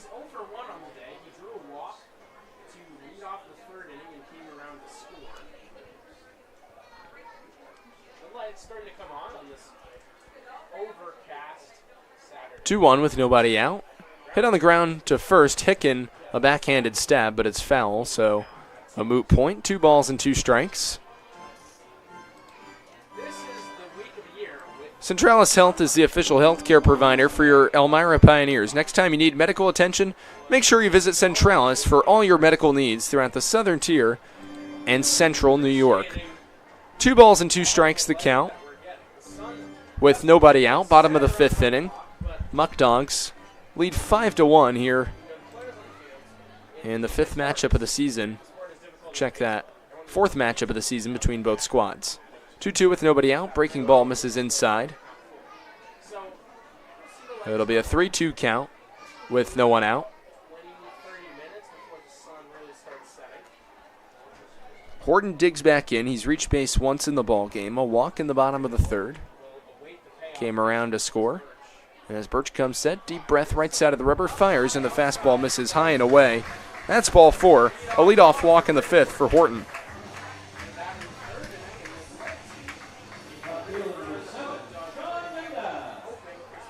So Horton will be off of first with nobody out, and that'll bring up Sean Mindas. 2 walks in the ball game. He came around to score twice. So far in the ball game, of all walks that reach base except for the fourth inning, they came around to score. So continues to be an issue for the Pioneers. This one grounded to Grabowski at shortstop. Flips hammer 1. On to first. The stretch by Hicken not in time. A fielder's choice. Lead runner in Horton is washed for out number 1.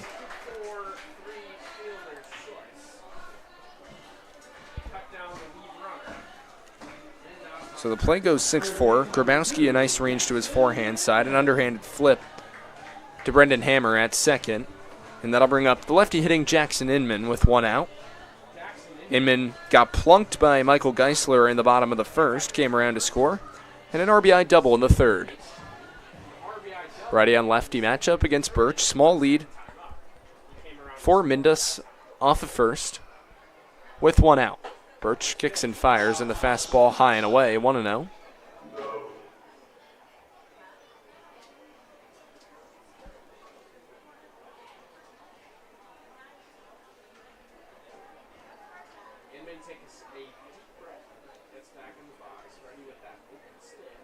Birch sets and fires a swing and a miss. Nice fastball painted over the inner third. Right at the letters of Inman, he cut through it. 1 ball and 1 strike the count.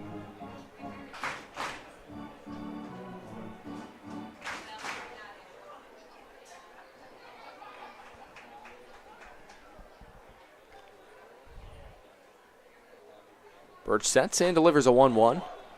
Fouled off, third base side, out of play. 1-2.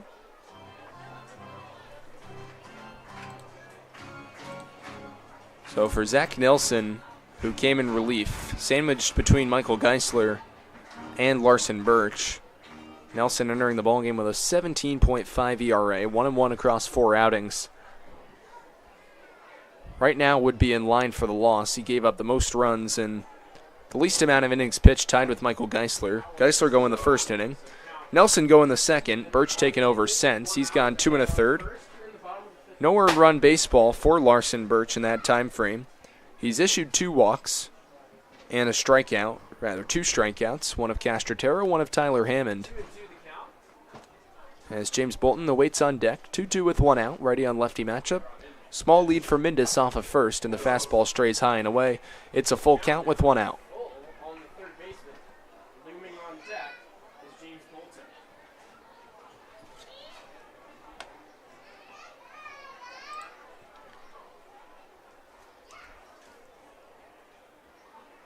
Birch sets and delivers a payoff pitch, grounded into right field for a base hit. Rounding second and heading to third is Mindus, first and third for Batavia with 1 out.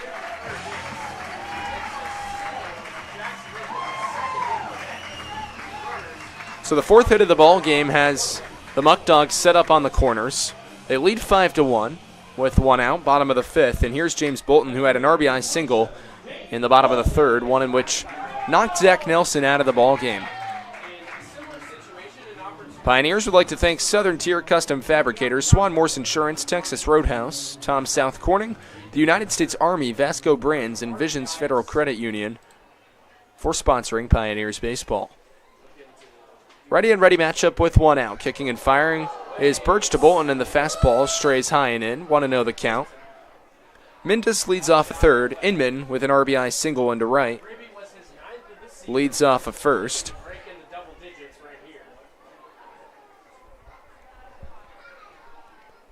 1-0 with 1 out. Grounded to Hicken at first, and it gets past Brooks into right field for a base hit. Rounding second and heading to third is Inman. First and third for the Muckdogs, now leading 6-1.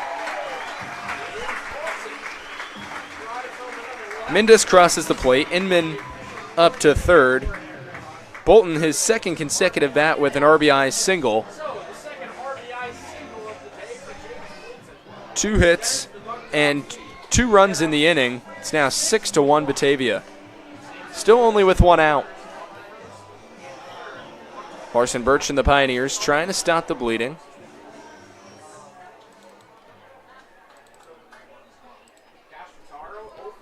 As it'll be Tyler Castrotero to step to the dish, and he swings and misses. Breaking ball at the letters. Birch gets the Muckdog shortstop to cut through it. 0-1 the count.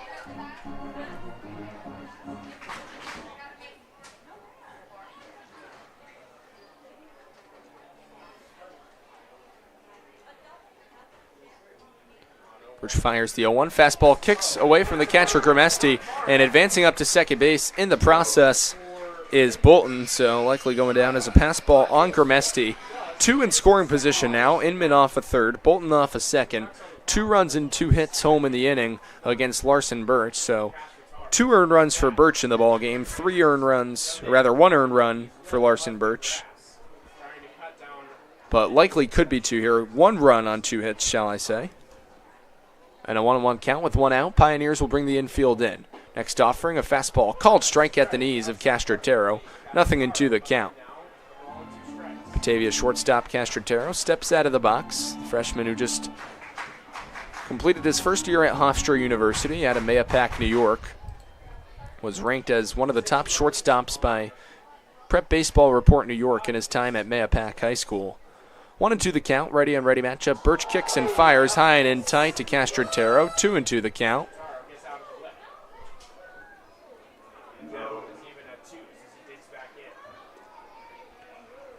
Batavia has scored runs in bunches. 2 runs in the bottom of the first, 3 in the bottom of the third. Now 1 in the 5th, pressing for more with 2 in scoring position. 2-2 with 1 out. Birch comes set, right side of the rubber, rocks and fires. Castrotero, check swing. Did he go around? No, he did not. So it'll be a payoff pitch with 1 out. There's a free base. Pioneers bullpen remains relatively quiet. So we'll look to see with what manager Andy Drum options with. Should Birch run himself into any more trouble? Pioneers are already down by 5 in the bottom of the 5th.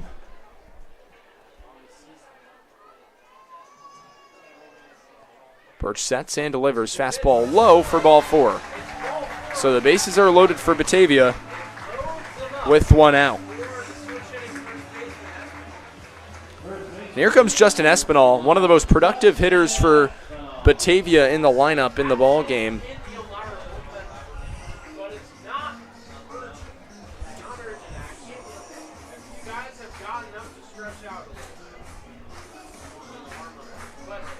So 6-1. Muckdogs lead. Espinal in the ball game with 2 RBIs, a sac fly, and a single. As Birch comes set, right side of the rubber and fires to the lefty. Espinal, a swing and a foul right back to the screen. 0-1 the count. Already the 13th home ball game for Batavia. They fared really nicely in front of the home crowd here at Dwyer Stadium. A 9-3 record. The road not a strength for either the Pioneers or the Muckdogs, who match up very similarly, not only in terms of record, but in the way they play baseball. Both Pioneers and Muckdogs have been getting good starting pitching. You've seen it off the mound from the right-hander Gavin Chandler tonight for Batavia. For the Pioneers, a bit of a different story, piecing together a couple relief outings to get them through the remainder of the ball game. They're down 5 with the bases loaded and 1 out. Espinal on the ground to Grabowski at shortstop. He'll flip hammer 1 onto first. Not in time. A run comes in to score. It's now 7-1 Batavia on a 6-4 fielder's choice. An RBI for Espinal as Inman comes in to score. Bolton to third. Castrotero's washed at second. So an RBI 6-4 fielder's choice from Espinal. 2 outs in the inning, but Batavia now up by 6.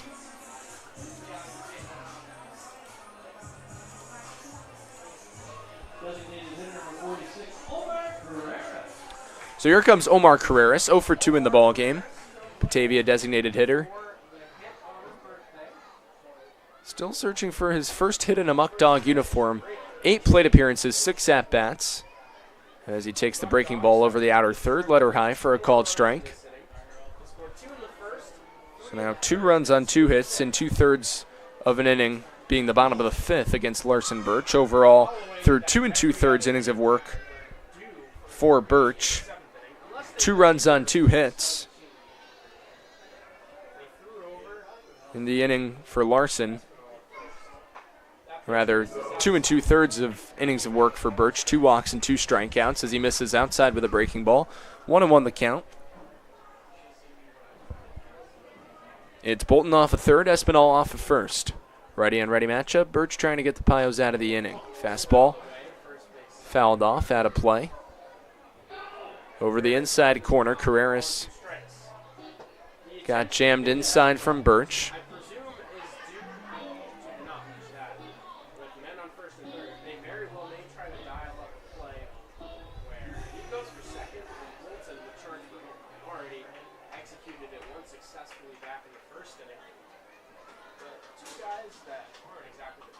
A 1-2 from Birch. Breaking ball just misses low and away. 2 balls and 2 strikes the count.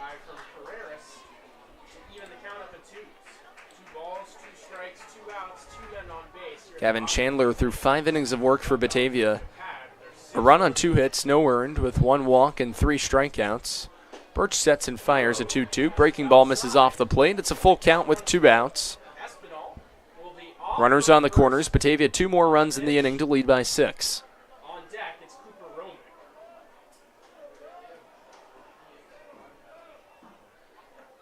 Birch sets and fires a payoff pitch low in the dirt for ball 4.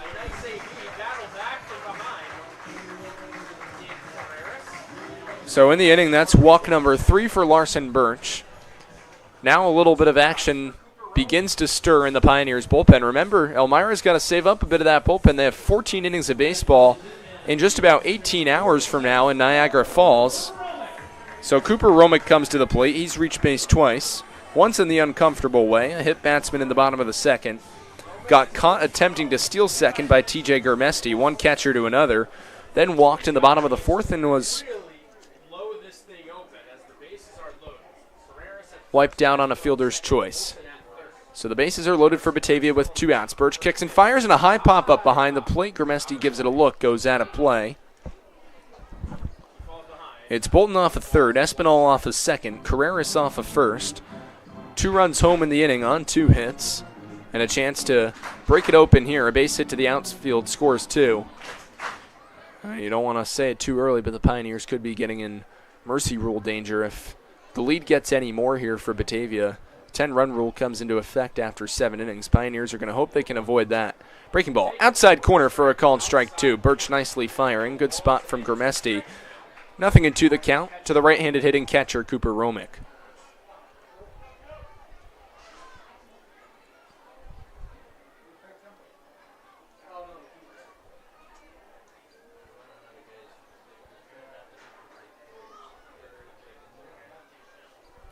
Birch sets and fires a high fly ball into shallow right field. Cooper Smith settles under it and puts it away for the final out of the inning. But 2 more runs on 2 hits, no errors, and 3 runners left on base. We'll head to the 6th. Batavia heads 7-1 here on the Pioneers Baseball Network.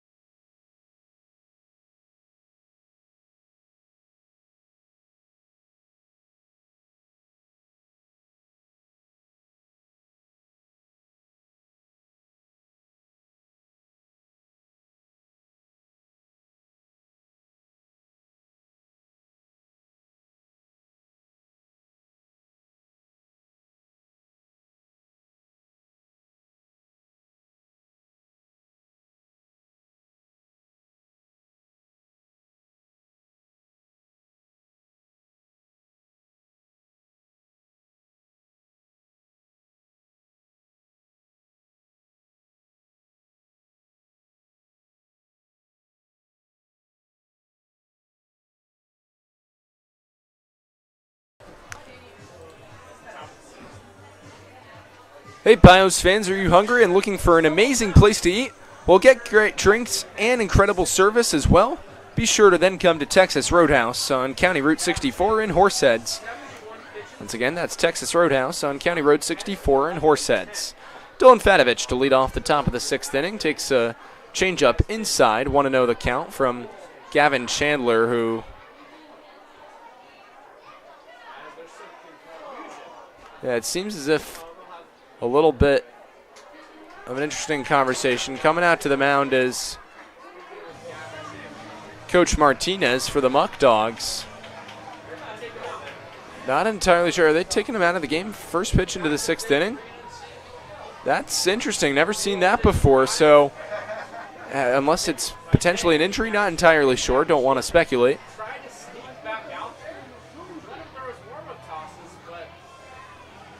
So a 1-0 count will be assumed to Fatovich. Departing is Chandler after 5 strong. He'll get a nice ovation here from the crowd in Batavia. We'll take another short timeout and come back in just a few short moments here on the Pioneers Baseball Network.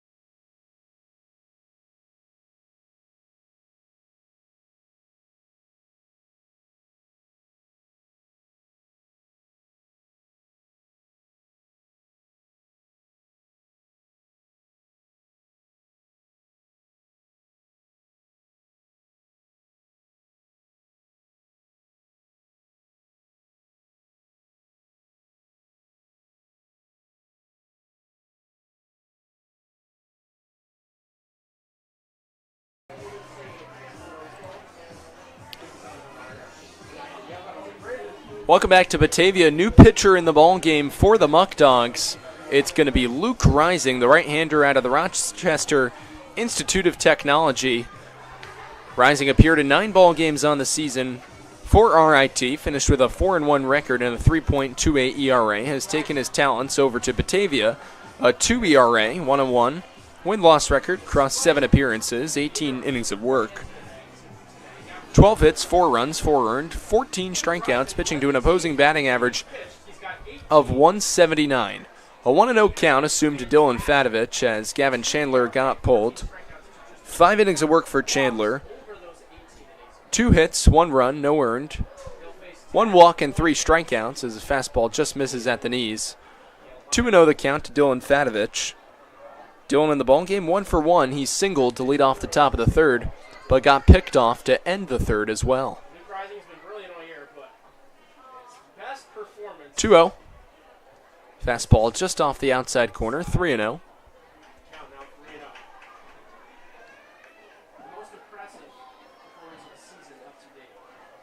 Came in for an injured Ethan Patasek after he got hit by a comeback lineup. 3-0 with nobody out. Fastball on the outside corner for a called strike 1.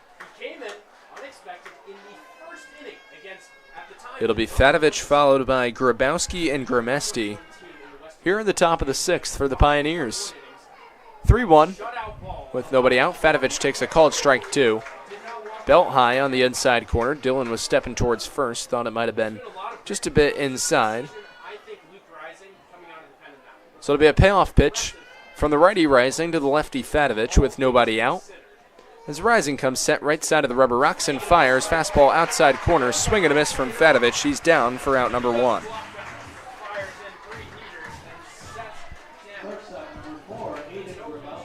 So here comes Aiden Grabowski.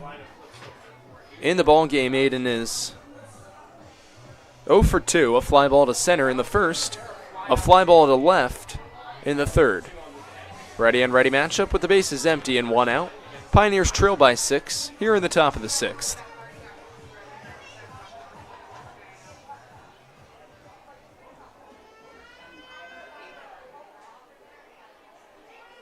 First pitch to Grabowski, fastball inside corner. Aiden takes for a called strike 1.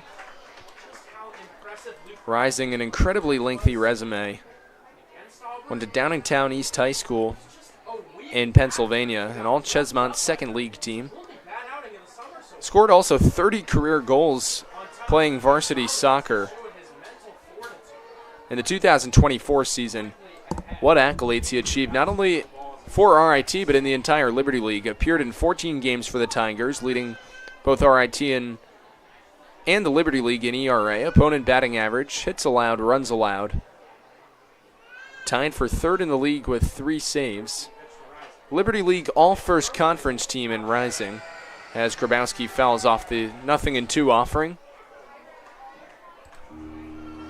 Pioneers have not found much offensive life in the ballgame. They've stranded 4 runners on base. Gavin Chandler didn't have a load of strikeout stuff, but still keeping the Pioneers off balance enough, and the offensive woes continue for Elmira as the breaking ball misses off the outside edge. 1-2 the count to Grabowski.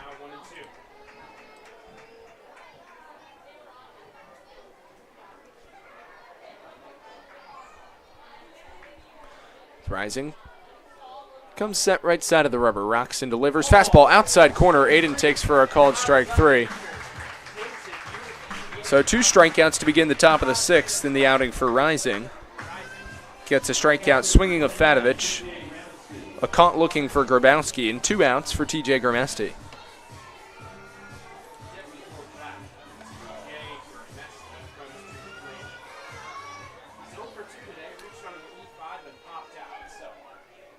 Rising looking to complete a perfect 1-2-3 inning of work. Fires a fastball high. Gramesti takes, it's 1-0. Gramesti reached on an E5 in the top of the first, came around to score the opening run of the ball game for Elmira, which is their only to this point. The 1-0 swing and a miss from a fastball. Rising going with the heater. Gramesti cutting right through it, 1-1. Gramesti a pop-up to the catcher Romick, a foul out in the top of the third. Unconventionally slow night for Gramesti, who's a force at the plate as he takes the breaking ball over the inner third. when I say that was a perfect pitch, that is So the breaking ball Back hip caught Grimesti. 1-2 the count with 2 outs. Rising check swing. Did Grimesti go around? Batavia starting to depart towards their dugout. Muckdogs will have to all go back to their positions. They thought they had strike 3, but it's just off the outside corner. 2-2 the count.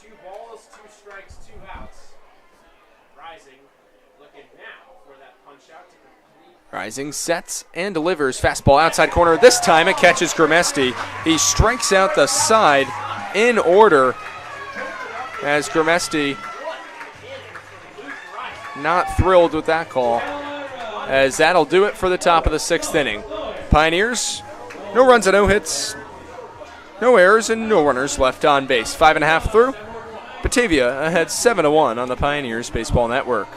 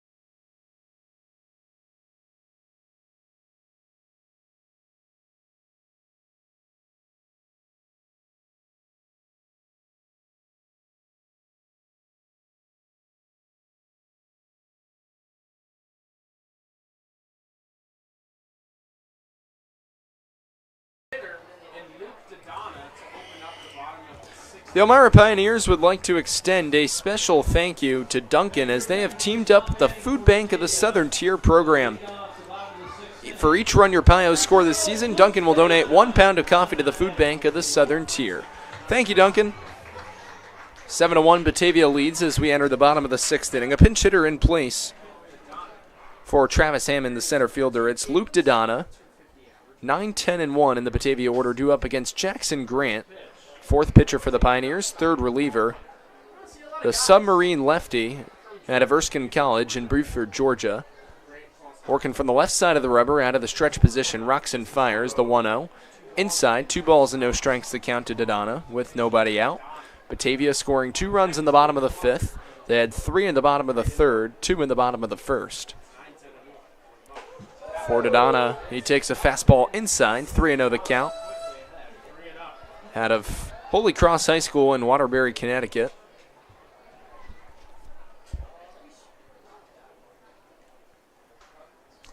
(3-0) with nobody out. Grant fires inside corner for a called strike. For Jackson, only 2 appearances, an inning of work combined, a hit, 5 earned runs, 4 walks, and a strikeout, pitching to a .333 batting average as he misses high for ball 4. So Dodonna walks in place of Travis Hammond, as Caleb Walker will step to the dish with nobody out and a runner on.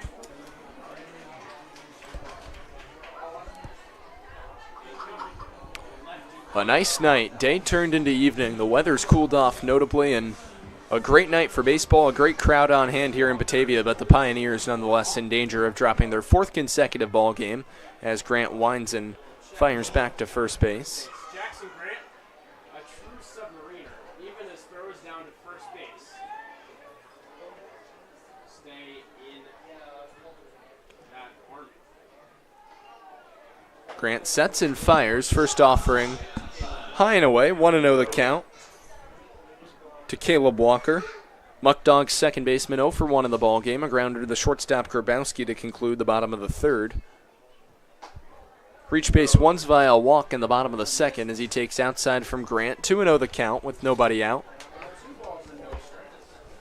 Jackson 7 balls on 8 pitches thrown to open up the bottom of the 6th against the bottom of the Batavia order. Spins a breaking ball inside, or an unconventional breaking ball. Very awkward movement from a submarine, less than 3/4 arm slot, a incredibly low arm slot.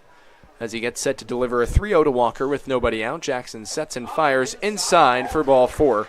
So 2 walks to open up the bottom of the 6th inning. Batavia's got Dodonna off of 2nd, Walker off of 1st with nobody out, and that'll bring up the top of the batting order in Braden Horton. Horton's last trip to the plate, a walk in the bottom of the 5th, lefty on lefty matchup with nobody out, and Batavia up 6, home half of the 6th inning.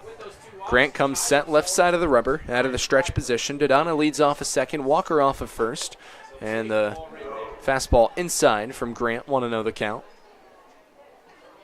Would not expect these Muckdog hitters to be overly aggressive. Eddie Jackson Grant has struggled to find the strikes. 1-0, that one almost clipped Horton. He had to get out of the way inside. Duck the hips back. Since coming into the game, just to add on to So for Grant, 12 balls to 1, 10 balls to 1 strike. Bad math right there. I caught myself though. he's struggling to find the zone here, but delivers a 2-0 over the outside corner for a called strike 1. Horton's reached base in 2 of 3 plate appearances. A walk in the bottom of the 3rd allowed him to score. Grounded back to Michael Geisler in the bottom of the 1st to lead off the ball game. As a 2-1 way inside. And now Grant's in danger of issuing his 3rd consecutive walk to open up the bottom of the 6th as he's thrown 11 balls, 1 strike on 12 pitches. Things aren't looking necessarily amazing for the Pioneers bullpen at the moment. 3-1, breaking ball, inside corner, called strike 2. On Braden Horton. On deck is Sean Mendes. So it's Horton followed by Mendes and Inman. Top of the batting order now for Batavia, who could really put the game away. 2 on, nobody out. Payoff pitch. A ground ball to Grabowski at shortstop. Breeds the high hop. Flips to hammer 1. That's all they'll get. A fielder's choice as Caleb Walker is wiped at 2nd. A 6'4 fielder's choice off the bat of Horton. 1 out in the bottom of the 6th. Still no hits in the inning, but Sean Mendes comes to the plate. He'll bat from the right side against the lefty Grant.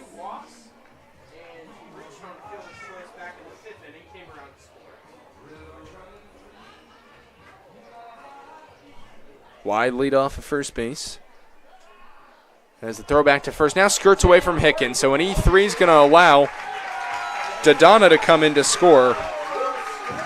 So an error and a run. Still no hits in the inning. 2 walks issued. And it keeps on happening that way for the Pioneers this evening. Another unfortunate ball game. They trail Batavia by 7, in danger of dropping their 4th consecutive ball game following a great 11-5 start. Play goes down as rather an E1 on the pitcher, and Grant felt that he threw wide of Hicken, who was unintentionally obstructed with by Braden Horton at first base, but Horton's just doing his thing. He can't move out of the way there in that scenario, so not to his fault by any stretch of the imagination, as the 0-1 offering to the right-handed hitting Sean Mindus misses off the outside edge. 1-1 the count.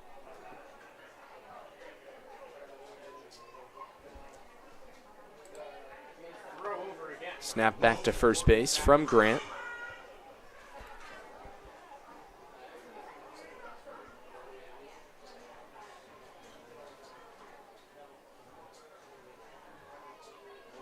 One from Grant. That one line down the right field line, foul up against the Pioneers clubhouse. 1-2. Grant is ahead of all with 2 strikes. So 1-2 the count to Sean Mindus in the bottom of the 6th inning. With 1 out, the Muckdogs ahead of the Pioneers 8-1. Run on 3 hits and an error for Elmira. Ground ball to Grabowski at shortstop. Is going to flip to Hammer at second just in time for out number 2. So a fielder's choice. 6-4 the play goes again, as Horton will retreat back to the dugout. Mindus reaches. Runner on first with 2 outs, and that'll bring up Jackson Inman.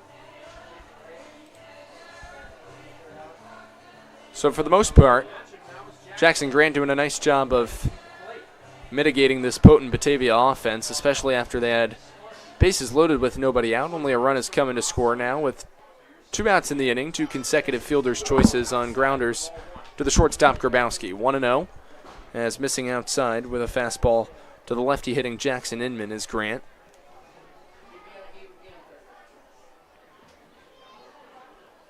Grant fires in the dirt, blocked by Gramesti. 2-0.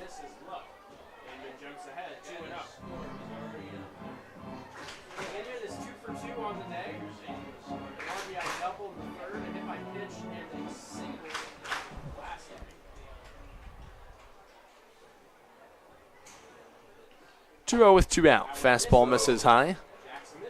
3-0 the count.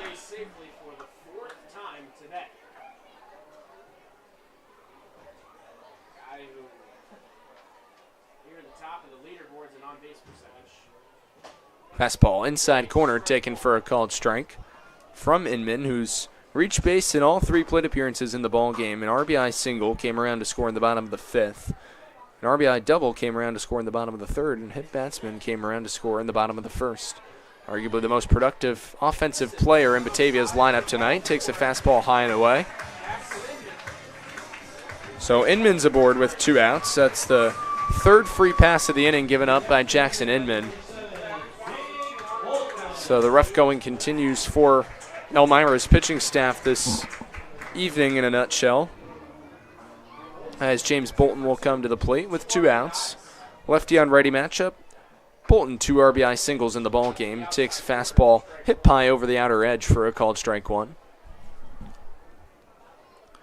In the inning, still no hits for Batavia. They've scraped across a run. They're threatening for more here with 2 outs. This one dribbled in front of the mound. Grant's going to field it and fire to first in time to end the bottom of the 6th inning. So the play goes 1-3. 1 run, no hits, 1 error, and 2 runners left on base. We'll take it to the 7th. Batavia ahead 8-1 on the Pioneers Baseball Network.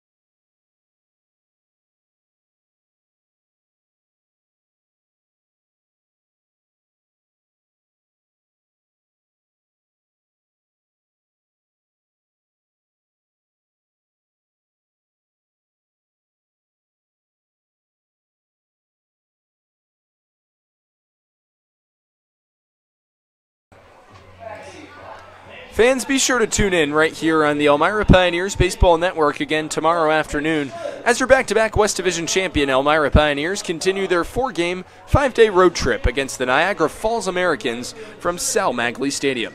Our live coverage kicks off with Pioneers pregame live at 1:25 p.m. First pitch scheduled for shortly after 2 o'clock in Game 1 of the doubleheader, with Game 2 likely around 4:30. We head to the top of the 7th inning, and man, what a top of the 6th Luke Rising had. Set down Dylan Fadovich, Aiden Grabowski, and TJ Gramesti, some of the most potent, lethal offensive weapons the Pioneers possess this summer, all in order. Fadovich swinging, and Grabowski and Gramesti caught looking. Rising matching the starter Gavin Chandler's strikeout total in 5 innings in just 1 inning alone. And now a new pitcher comes in the ball game. For the Muckdogs, it's the southpaw Jake Sliss, making his 4th appearance of the season. 5 1/3 innings of work for him, 2 earned runs, 2 walks and 5 strikeouts, pitching to an opposing batting average of .238. Pioneers will send the 3, 4, and 5 to the plate. Starts off with Anthony Manganello. Lefty on lefty matchup as Sliss kicks and fires, and Manganello a foul ball. Third base side out of play, 0-1. Anthony in the ballgame, a walk in the top of the 1st. He was stranded on 2nd in the process and flew out to Braden Horton deep down the right field line to lead off the top of the 4th. Sliss comes set, tall, lanky frame from the left side of the rubber, kicks and fires, and it's fisted foul down the third base line, out of play from Manganello, 0-2 the count. It'll be Manganello followed by Cooper Smith and John Simmons in the top of the 7th for the Pioneers. In the ball game, the 3, 4, and 5 in the Elmira order. 0 for 5. Smith reached on an E5 in the 1st. Did drive in a run with a ground ball to the shortstop Castrotero in the top of the 1st inning. 1-2 the count with nobody out. As Sliss comes set left side of the rubber out of the stretch position. Rocks and fires the 2-strike pitch. Breaking ball in at the knees of Manganello. Muckdogs thought they had strike 3. Romick was popping out of the catcher's position, but umpire said come on back. 2-2 the count with nobody out.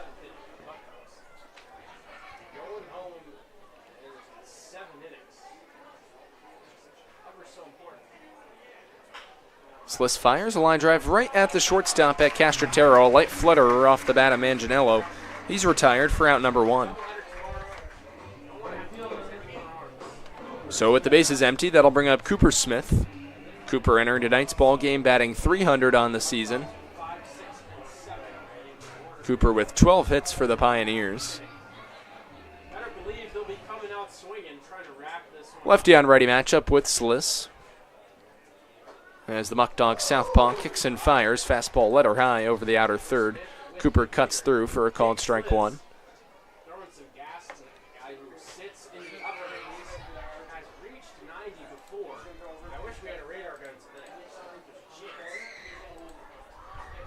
Nothing in 1 with 1 out to Cooper, and Smith taps it foul. First base side out of play. 0-2 the count. From Sliss to Smith with 1 out. Sliss out of Alfred State University, a nearby native of North Tonawanda, New York, where he dominated in his time at North Tonawanda. 0-2, and it drills Smith inside on the elbow, so Cooper's going to walk down to first. Looks like he'll be all right. Sliss firing an inside fastball. Cooper's aboard with 1 out in the top of the 7th. Sliss at North Tonawanda pitched to a 1.04 ERA across 67 1/3 innings of work while striking out 99 for the Lumberjacks. John Simmons comes to the plate with 1 out. Top of the 7th, Pioneers trail by 7. Another rough go in Batavia in the 2nd ball game of the season for Elmira at Dwyer Stadium. Swing and a miss with a fastball right down Broadway from Sliss for strike 1. Batavia 2 runs in the bottom of the 1st, 3 in the bottom of the 3rd, 2 runs in the bottom of the 5th, and 1 in the bottom of the 6th.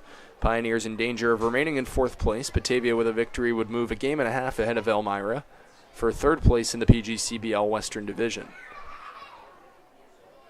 0-1 to Simmons with 1 out. Fastball off the outside corner. 1 ball and 1 strike the count. I was hoping, I wish that there was a radar gun. You know, there is actually a radar gun. It's just not projected on the screen. You can see one down with some of the starting pitchers for the Muckdogs. John in the ball game. 0 for 2 with a strikeout looking and a ground ball to Walker at second. Breaking ball blocked nicely in the dirt. Cooper Romick keeping it in front of the plate. No advancement from Smith. 2-1 the count.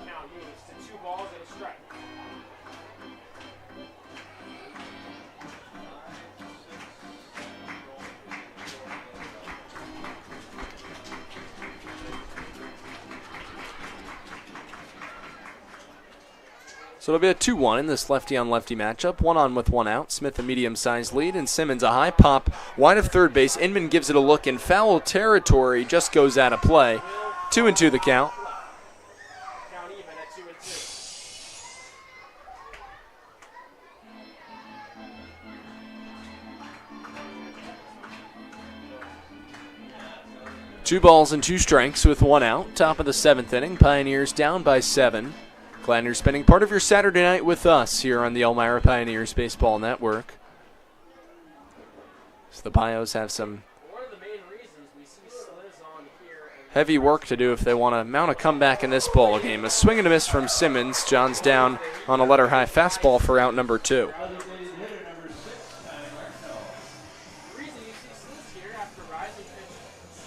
So here comes Ty Martineau to the plate. Martineau in the ball game, 1 for 2, an infield single in the second. A ground ball to the shortstop Castrotero in the 4th. Lefty-on-lefty matchup with Sliss. 2 outs in the inning. Smith a medium-sized lead off of first. Outfield's at medium depth, infield's at regular depth as Sliss a long peek at Smith over at first and fires. Fastball outside corner. Martineau takes for a called strike 1.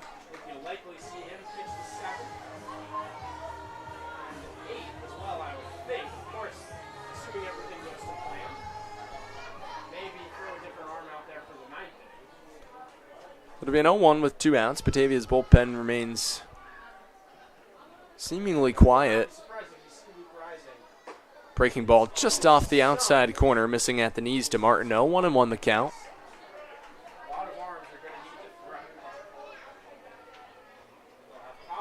Only 3 hits for the Pioneers. Only 5 for the Muckdogs, considering they've scraped across 8 runs.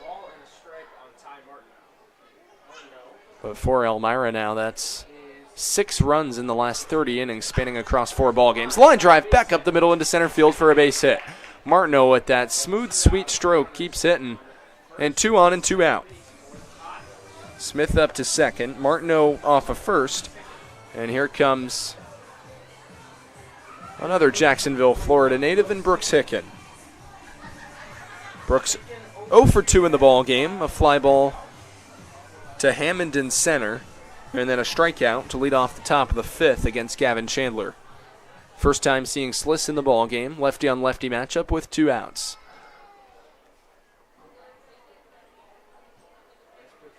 First offering is a fastball off the outside corner. Hicken takes. 1-0 the count.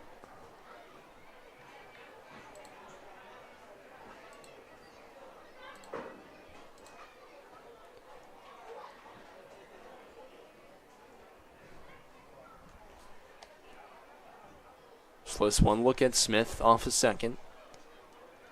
Martineau off of first. And Hicken. Time wasn't granted. Hicken said that his arm was up. He wanted time to be called. It wasn't called. He wasn't granted it, so he takes a fastball for a called strike. 1-1 the count. As Sliss took a while there to deliver the pitch off the mound. Obviously, understandable frustration there from Brooks. 1-1 with 2 outs. A swing and a miss as Hicken cuts through a breaking ball. 1-2. Beautiful job from Sliss, just slowing down the off speed. A loopy breaking ball that, when it looked to be crossing over the plate, was right about belt high and then dove at the end. So it'll be a 1-2 from Sliss to Hicken with 2 outs. Pios trying to draw blood, but they don't. Has a swing and a miss from Hicken on the breaking ball. He's down to end the top of the 7th inning. So for the Pioneers, no runs on 1 hit, no errors, and 2 runners left on base. We played 6.5. Get up and stretch in Batavia. 8-1, Batavia leads here on the Pioneers Baseball Network.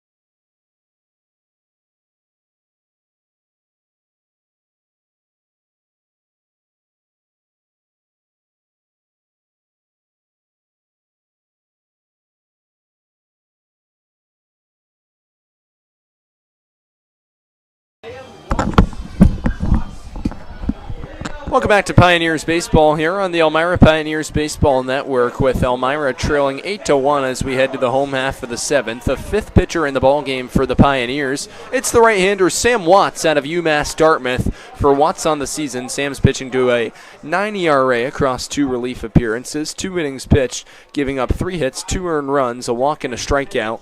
In the bottom of the 7th, he'll deal with the 5, 6, and 7. Tyler Castrotero to lead things off, and the Muckdogs shortstop taps 1 foul. 0-1 the count. Castrotero followed by Espinal and Carreras. Here in the home half of the 7th for Batavia, ahead 8-1 already. Pioneers, if they gave up 3 runs in the inning, would face the mercy rule, hoping to avoid that though, and keep themselves in the ballgame for 6 more outs. Ground ball to shortstop. Grabowski off balance throw to first, picked by Hicken. It pops in and out of his glove. It's a moot point, as Castrotero would have legged it out regardless. Second time reaching base in the ballgame, and he's now 1 for 3, an infield hit to lead off the bottom of the 7th. So here comes Justin Espinal. 3 RBIs in the ballgame. 1 for 2, reached on a fielder's choice, a sac fly, and a single. He'll bat from the left side of the plate against the righty Watts. 1 on with nobody out in the Batavia half of the 7th.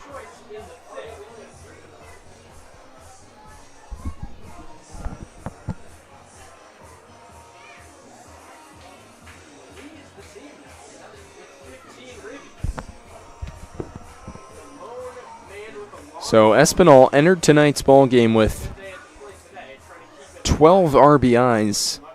We mentioned 13, so he's now up to 16 on the season. Formidable 737 OPS for him as Watts fires and misses at the top of the zone. 1-0 the count to Espinal. Espinal also a serviceable fielder at the first base position. 281 average, not bad by any means for what would be considered more the slugger type for this Batavia squad as he fouls back the next offering from Watts. 1-1 the count. We're in the bottom of the 7th inning. 1 run on 3 hits and 1 error for the Pioneers.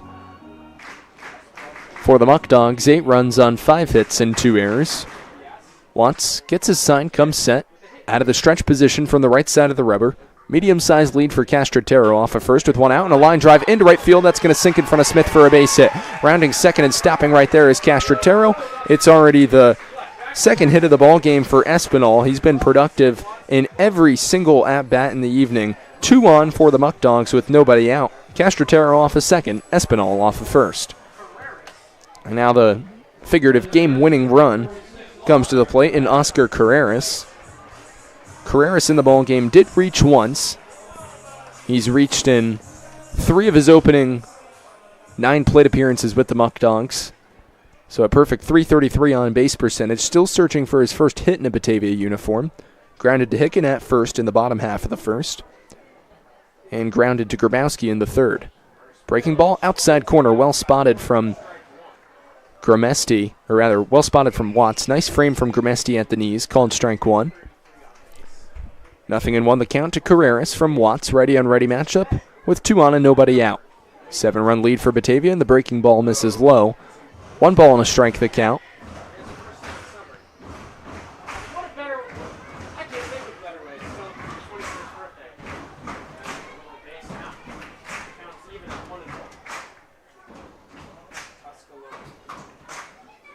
One with nobody out. And line drive into left field for a base hit. The first hit in the Muckdogs' career for Oscar Carreras. The bases are loaded with nobody out. So 3 singles have Batavia set up to put this ball game on ice. You have Castrotero off of third, Espinal off of second, Carreras is off of first. No action in the Pioneers' bullpen. Cooper Romick, the Muckdogs' catcher, will step to the dish. For Cooper Romick, got plunked in the bottom of the second, walked to lead off the bottom of the fourth, and flew out to Cooper Smith in right in the bottom of the fifth. First pitch from Watts to Romick. Dribbled foul behind home plate, 0-1. Now 8 hits in the ball game for Batavia. Had 5 entering the bottom of the 7th. Already 3 here to load up the bases. Middle infield will play at double play depth. Simmons is about even with the bag at third, 10 feet to the left of the bag. Hicken is in at the lip of the infield grass at first. Outfield remains at medium depth and a high pop-up. Behind second, the shortstop Grabowski. Infield fly rules called for the first out of the bottom of the 7th.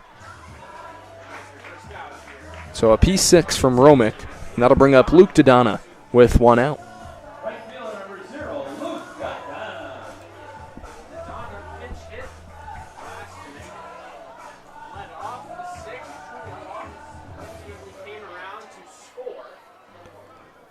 So Dodonna against Watts. Bases remain loaded for Batavia as Sam comes set right side of the rubber. Deep breath out of the stretch position.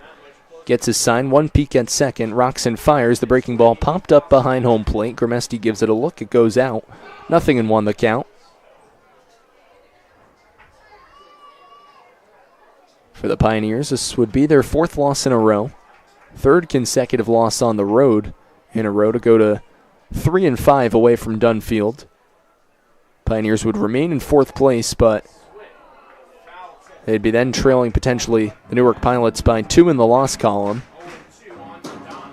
0-2 the count to Dodonna with 1 out. Watts attempting to pull a little Houdini magic. Bases were loaded for Batavia with nobody out.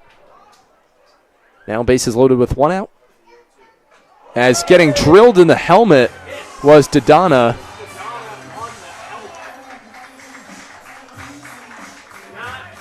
Dodonna not thrilled as he goes down to first. So it's a hit batsman as Castrotero crosses the plate. Espinal up to third. Carreras to second. Dodonna to first on the hit batsman. Kanto Ueno, who also plays some second base. He'll pinch hit here with Batavia up by 8, 9-1 they lead. 1 out, bottom of the 7th. The base hit likely wins the ball game for the Muckdogs due to the 7-inning mercy rule. 10 runs or more are all a team needs to clinch a victory in the 7th inning. For the Pioneers' sake, this could potentially save some arms for the doubleheader tomorrow. Not actively promoting that. That's what you'd like to happen. You never want to face a mercy rule. Pioneers, unfortunately, had that earlier this week. As a 0-1 count here. Good breaking ball from Watts to Medusa. Swing and a miss from the righty hitting Kanto Ueno out of Houghton College. Awaits the next offering from Watts, and the breaking ball misses low.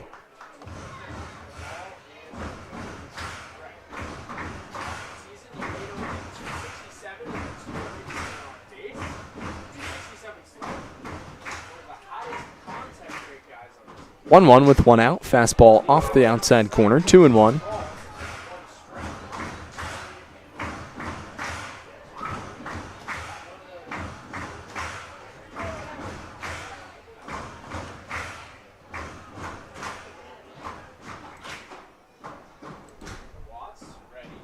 Watts comes set, right side of the rubber, and fires. Breaking ball inside corner. Ueno's frozen. He takes it for a called strike 2. Watts executing some nice off speed here.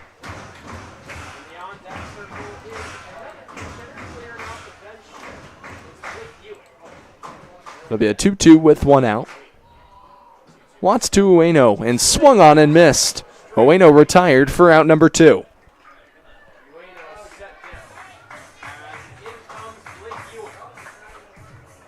So the first strikeout of the ball game for Watts. It'll be Blake Ewing to pinch hit for Braden Horton.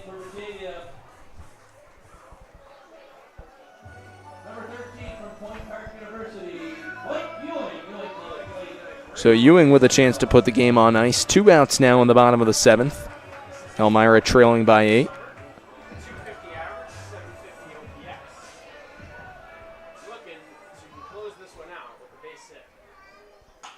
Ground ball to Hicken at first. He's going to field it. Fire to Watts, covering the bag in time to get the Pios out of the bottom of the 7th inning. But a run on 3 hits, no errors, and 3 runners stranded on base.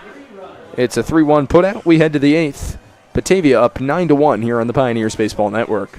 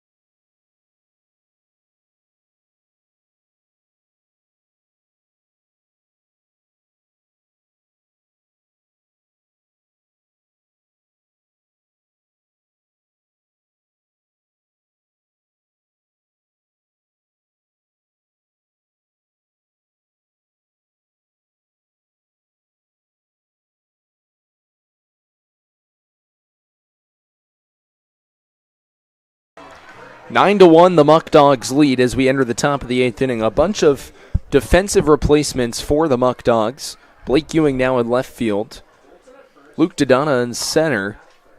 Braden Horton stays over in right. Cameron Koppel is the third baseman as Brendan Hammer leading off the 8th for the Pioneers. Fouls one back against the right-hander Irwin's Branch, who's made one appearance against the Pios on the season. 8 overall, fires. Nothing in one the count. Ready and ready matchup. Gonta Ueno is at second, and Bolton's over at first. It'll be an 0-1 to Hammer from Branch with the Pioneers down 8 in the top of the 8th. Fastball outside corner. Hammer takes for a called strike 2. Pioneers 1 run on 3 hits and 1 error. For Batavia, 9 runs on 8 hits and 2 errors. Branch pitched a scoreless frame against Auburn. As Branch taking a long time to get the sign. Comes set from the right side of the rubber, out of the stretch position. 0-2 on the way. Squirts past the catcher. In Romick, 1-2 the count.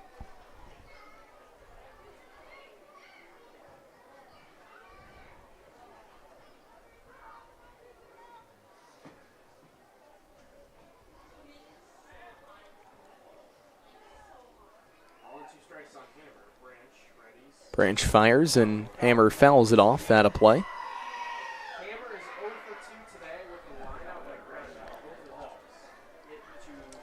Brendan. Brendan readjusting, and he'll step back in the box. It'll be Hammer followed by O'Neill and Fatovich here in the top of the 8th inning for the Pioneers.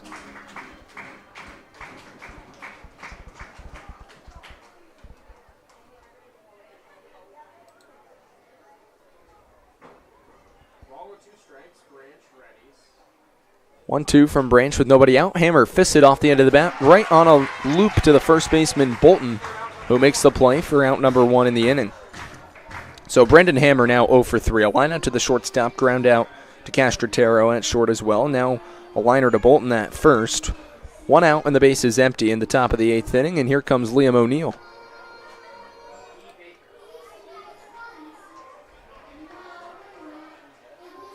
Rather pinch hitter. It's the first at bat for Brett Baker out of UMass Dartmouth. Brett Baker batting .284 for the Corsairs in 2025. 7 doubles, 2 homers, and 16 RBIs. He digs in from the left side against the righty Branch, who fires a fastball inside corner for a called strike 1. He's got the good heater today. Who is this guy? Brett Baker. So it'll be an 0-1 to Baker with 1 out. And the fastball lined deep left field, going back on his horse, settling under it, turned around, went forehand, now backhand, dropping it is Blake Ewing. No catch. So it'll be an E7 as Brett Baker reaches in his first at-bat as an Elmira Pioneer. So how about that? Just a simple drop from the left fielder, Blake Ewing, as Brett Baker's aboard. And here comes Dylan Fatovich to the plate with 1 out.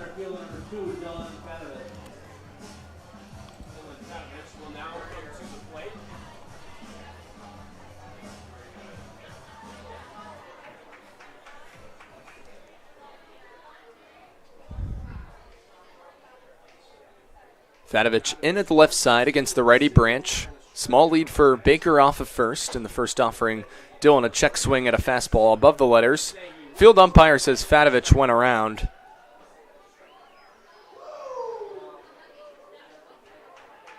So it'll be an 0-1 count with 1 out.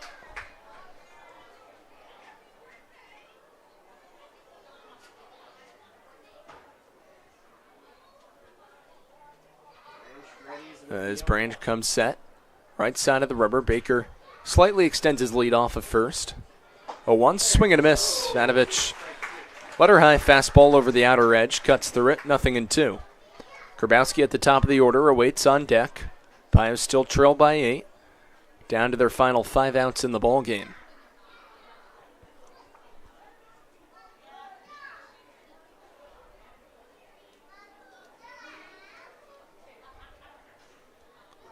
Branch sets from the right side of the rubber.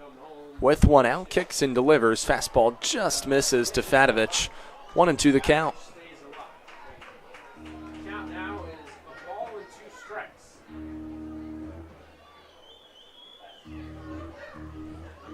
So 1-2 to Fatovich with one out. One inning approach, how that plays into tomorrow. How many of these guys who can give you multiple innings who've been held to 1? Branch kicks and fires. Fastball high and in tight. Fatovich takes. It's 2-2. Count now 2 balls and 2 strikes on Fatovich. Elmira Pioneers would like to thank AJ's Outdoor Power Equipment for being the official motorsport provider for your back-to-back West Division champion Pioneers. Visit them today at 1669 South Main Street in Mansfield, Pennsylvania. 2-2 the count to Fatovich with one out. Branch comes set, right side of the rubber. Medium-sized lead for Baker off of first. Middle infield's at double play depth with Batavia ahead by 8. 2-2 fastball strays away, so from an 0-2 count to a full count. Pioneers will travel on the road to Niagara Falls tomorrow. We'll have all your coverage of that doubleheader. Pioneers pregame live, kicking off at 1:25. First pitch in Game 1 shortly after 2 p.m. 3 balls, 2 strikes, 1 out. It'll be a payoff pitch with one out to Dylan Fatovich.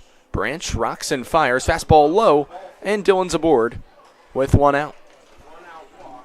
Dylan Fatovich and 2 men on base now. So Baker up to second. Fatovich on first on the walk. And it'll bring up the RBI machine in Aiden Grabowski. PGCBL West Division Player of the Week, that is. And Aiden Grabowski last week, who was phenomenal. A .348 batting average on the season. 16 hits, 3 extra base hits, and 10 RBIs. An .828 OPS for the Avon Lake, Ohio native. He bats against the righty Branch with one out. Baker leads off a second, Fatovich off a first. Hayden's 0 for 3 in the ballgame, a caught looking in the 6th, and 2 flyouts. Branch comes set and fires. Grabowski on the ground to third. Koppel steps on the bag, one on to first, and not held onto by the bag. It trickles by Bolton, and advancing up to second is Grabowski, and going to third is Fatovich. So play will go. Baker washed at third. Fatovich advances to third in the process. No error on that play, as you can't assume double play. So as of now, it'll go down as an E5, or rather an E3 on the first baseman in Bolton. No error on that play. You can't give it on a double play. No error on that. Because they got an outlaw choice. Yeah, but because the runner advanced, you got it. Oh, right. So it'll be TJ Gurmesti with 2 outs.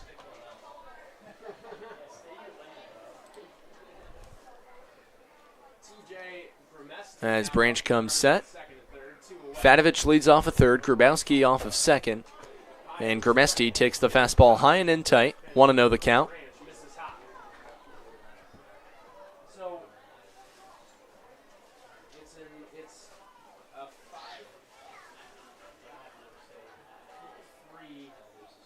fielder's choice in E5.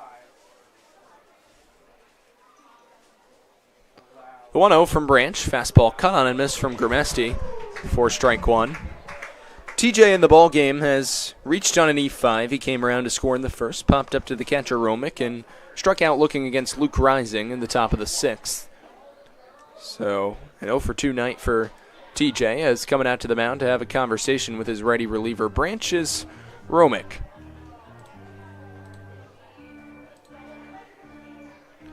Elmira Pioneers would like to thank Multimedia Service in South Corning for being the official printer of your back-to-back West Division champion Pioneers. Take a look around Dunfield, and all the signage you see is printed by none other than Multimedia Services. 2 runners in scoring position for Gurmesti. Leads the Pioneers in hits with 25. See a waits a 1-1 offering from Branch. Gurmesti 12 RBIs for the Pioneers, also team leader in that category. 1-1. Fastball just misses above the letters. Muckdogs wanted a called strike 2, didn't get it, so the count's 2-1.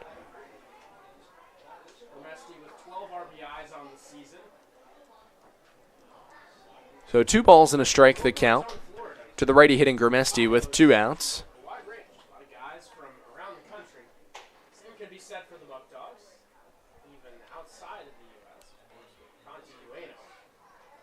Branch sets and fires. Grimesti chops one on the ground. Foul, third base side out of play. 2-2 the count.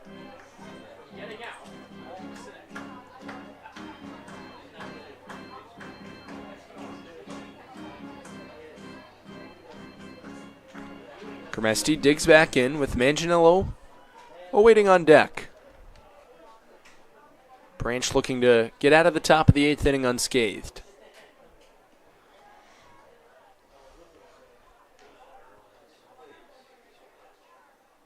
Branch taking a while to get a sign from Romick. Now does and comes set.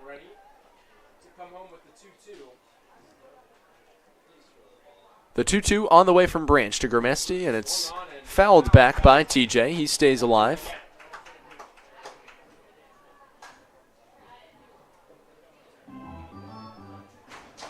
Two balls and 2 strikes with 2 outs here in the top of the 8th inning. Pioneers trail by 8.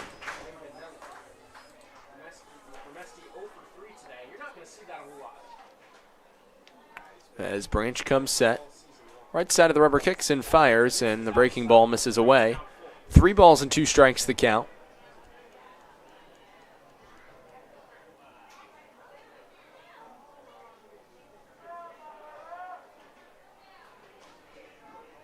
Branch looking to complete the 8th inning. Grimesti looking to draw the Pioneers a bit closer. It'll be a payoff pitch with 2 outs. As it's inside for ball 4. Branch wanted a called strike 3, did not get it. As Grimesti walks on 7 pitches. The bases are loaded for the Pioneers. It's Fatovich off of 3rd, Grabowski off of 2nd, Grimesti is off of 1st, and Anthony Manganiello steps to the dish with the bases loaded and 2 outs. Manganiello great with RBI opportunities. He's got 11. A single to the outfield here would put him in the team lead with the Pioneers, and that's especially impressive considering he trails TJ Grimesti by 6 ball games, 18 games by Grimesti, 12 by Manganiello, and Anthony only behind 1 RBI, and that's no disrespect to the contribution of TJ Grimesti. That's, in fact, just even that much more impressive of a statistic for Manganiello because they've been getting immense contribution from Grimesti. Manganiello has been hitting with the best of them since his arrival in Elmira. 1-0 offering, fastball outside corner. Anthony takes for a called strike 1.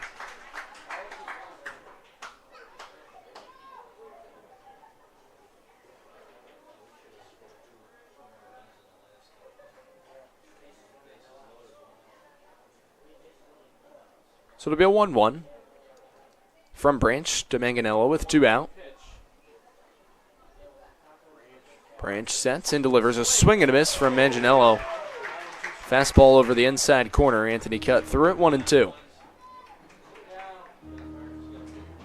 Branch looking to keep the bases loaded, keep the piles off the scoreboard here in the 8th, and give the Muckdogs a shot at the mercy in the bottom half of the inning.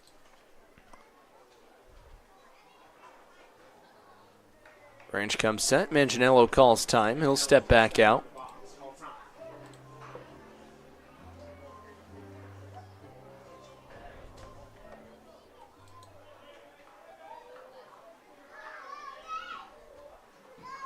The 1-2 from Branch to Manganiello with 2 outs. Branch kicks and fires. And Branch wanted a called strike 3, didn't get it. He was feeling it coming off the mound. 2 balls and 2 strikes to count. Muckdog fans wanted the call as well. Some big oohs and ahs from the crowd. Nonetheless, Manganiello executing on some pretty good plate discipline. Just watches the inner half fastball. 2-2.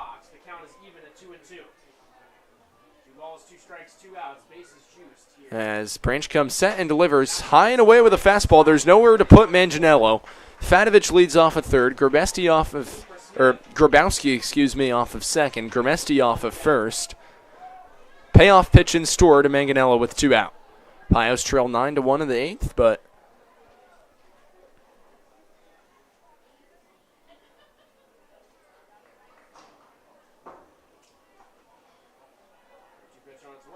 payoff pitch high for ball 4.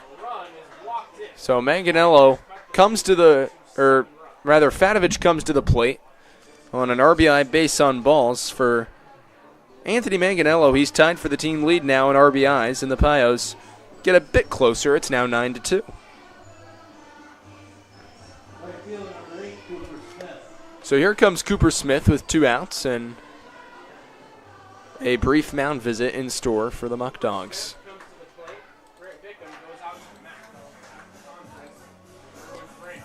Hey, Pios fans, next time you're at Dunn Field, you're looking for something to eat or drink after the game? Well, don't look too far. Kahuna's Bar is open after the game, and fans can redeem their game ticket for $1 off their first drink.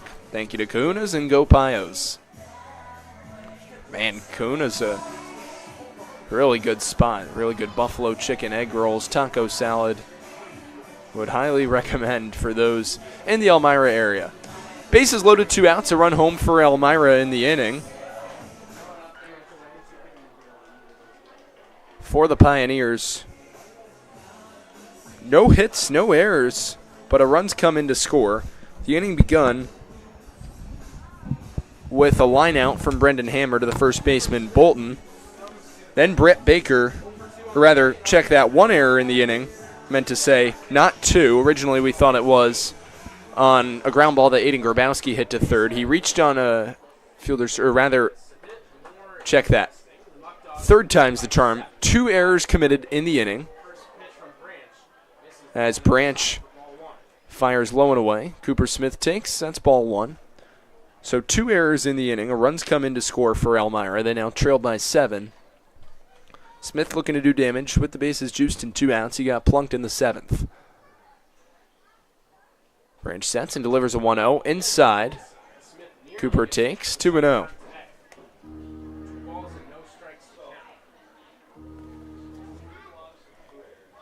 So 4 different pitchers have appeared. It's gone in sequential order, lefty, righty, lefty, righty. Now with Irwin's Branch being the 4th pitcher in the ball game for the Muckdogs.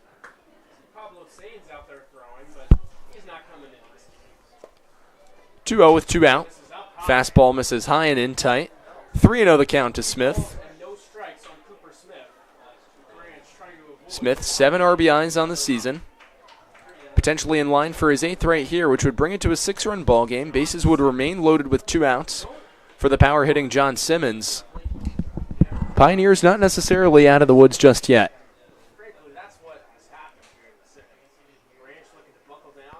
As Branch rocks and fires, and the fastball high and away. Smith walks as Branch walks in a run on 4 pitches. Back-to-back walks. Manganiello up to 2nd, Gramesti to 3rd, and Grabowski crosses the plate. As Skip Martinez is going to come out to the mound. And a pitching change is in store. Pioneers behind 9-3, 2 outs in the top of the 8th with the bases loaded. We'll take a timeout and come back in a few short moments on the Pioneers Baseball Network.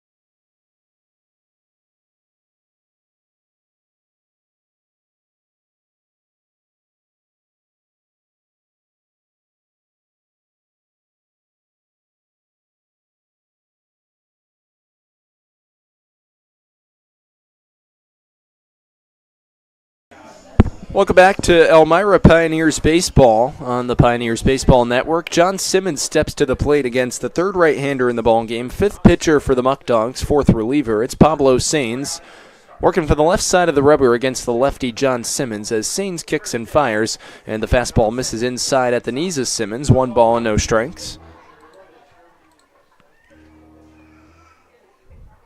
For Simmons on the season, he's got 3 RBIs, 6 extra base hits, and 10 hits. A .443 on-base percentage for the Forest Virginia native who chops it foul against the Pioneers dugout. 1-1 the count.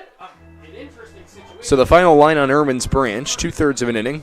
No hits, 2 runs, no earned, 4 walks and no strikeouts. Couldn't find the control. Big, tall right-hander.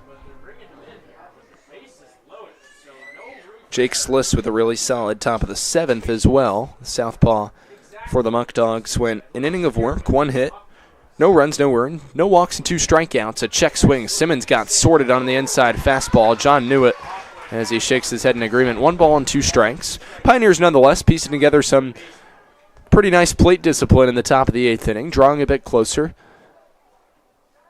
Look to see if they can do anything more with it here with 2 outs.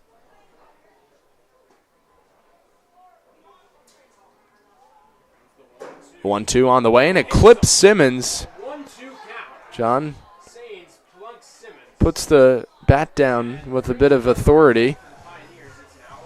Has a bit uncomfortable getting hit in the leg there. So 9-4 now the Pioneers are down. 3 runs home in the inning.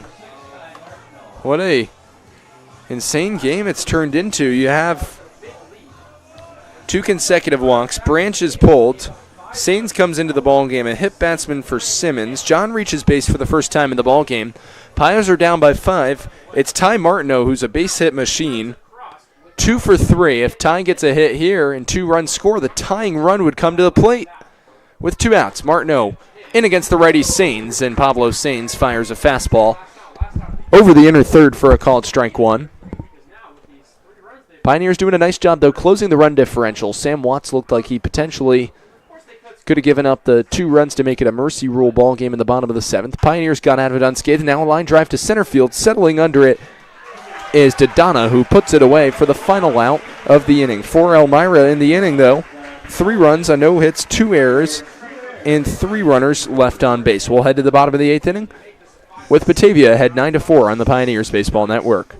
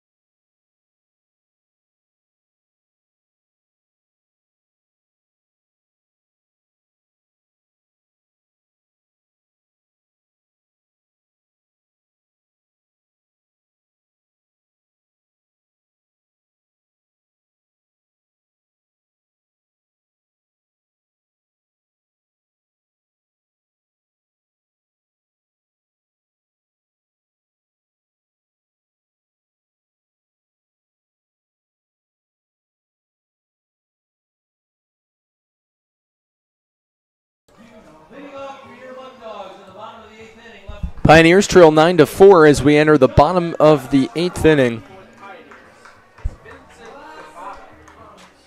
Vincent Favana takes the mound for the Pioneers. Yes, a position player.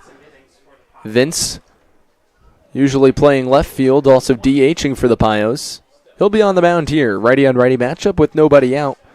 And he deals with the 2, 3, and 4. Sean Mindus, followed by Jackson Inman and James Bolton. Bolton taking over at first base. Mindus replaced in left field by Blake Ewing, but he remains in the lineup for the Muckdogs here, and he spanks one out of the reach of Brendan Hammer at second base into right center field for a base hit. Mindus a wide turnaround first. He'll stop right there as Fadovich retrieves, fires it back to the infield. A single with nobody out to open up the 8th. So Mindus has got on in all 5 plate appearances. 2 fielder's choices, 2 walks, and finally a single. Batavia ahead by 5. Home half of the 8th, and that'll bring up the righty hitting third baseman Jackson Inman. Favana working out of the stretch, right side of the rubber, kicks and fires. A ground ball. The shortstop Grabowski ranges to his backhand side, fires to hammer one on to first, not in time to complete the double play. A fielder's choice as Mindus gets wiped at second. 6-4 the play goes as Grabowski once again showcasing that athletic range, puts it away for out number 1.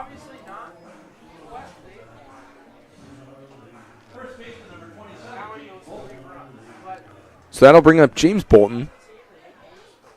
Started the game as an EH, now at first base. A walk, 2 singles, and he grounded back to the mound. First offering with 1 out. Favana featuring a bit of an off-speed pitch there. It looked like a breaking ball that didn't necessarily have the full hook, but attempting to drop it in on the Muckdogs cleanup hitter in tonight's ball game. Medium-sized lead for Inman off of first with 1 out.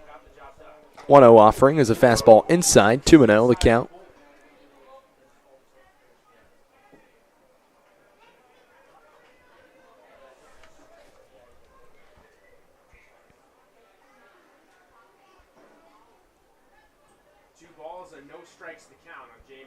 A deep breath from Favana, who sets and fires. Fastball off the outside corner, 3-0 from Favana to Bolton. With 1 out, bottom of the 8th inning. Pioneers and Muckdogs in their 4th matchup of the season. Pios will travel to Niagara Falls tomorrow to take on the Americans. Muckdogs going to George Taylor Field in St. Catharines, Ontario for a date with the Ironbacks. That one inside, almost clipped Bolton, skips to the backstop past Gramesti. Up to second goes Inman. So 2 on with 1 out in the bottom of the 8th inning. First walk of the game issued by Favada. Final line on Sam Watts for the Pioneers. An inning, 3 hits, a run, 1 earned, no walks, and a strikeout. Collectively for Pioneers pitching tonight, 10 walks and 3 strikeouts across 7 1/3 innings of work between 6 different arms. Geisler, Nelson, Birch, Grant, Watts, and now Vinny Favada. Runners on first and second with 1 out. Inman leads off a second, Bolton off a first, and the breaking ball catches the outside corner for a called strike to Tyler Castrotero. Castrotero in the ball game 1 for 3. A single, a flyout, and a strikeout. He walked in the bottom of the 5th. Favada 1 look at second, kicks and fires, and fastball inside corner, called strike 2. Castrotero couldn't believe it.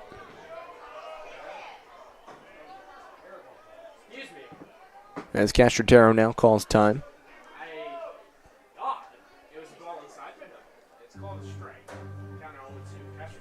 Castrotero will now walk all the way back to the box.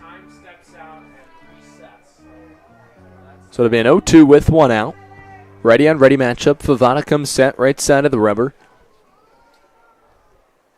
Kicks and fires, and he almost clipped Castrotero. Yes, he did. He got plunked as he'll scoot down to first base. Bases are loaded now for the Muckdogs. Another hit batsman by Pioneers pitching tonight. In the ball game, the Pioneers have plunked 5. Inman in the bottom of the first, Romick in the bottom of the second.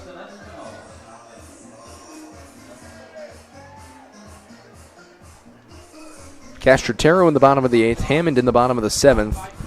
Rather 4, but still not ideal. Justin Espinal will come to the plate. Left-handed hitting first baseman with 1 out. Batavia ahead by 5 here in the bottom of the 8th. First pitch from Favada, a swing and a miss. As Espinal cuts through the high heat from Vincent, 0-1 the count. Favada was heavily sought after prospects, rated a 9 out of 10. 0-1 fastball inside corner at the knees for a called strike 2. So 0-2 the count with 1 out. Bases are jammed for Batavia. Inman off of third, Bolton off of second, Castrotero's off of first. 0-2 with 1 out, fly ball third base side out of play.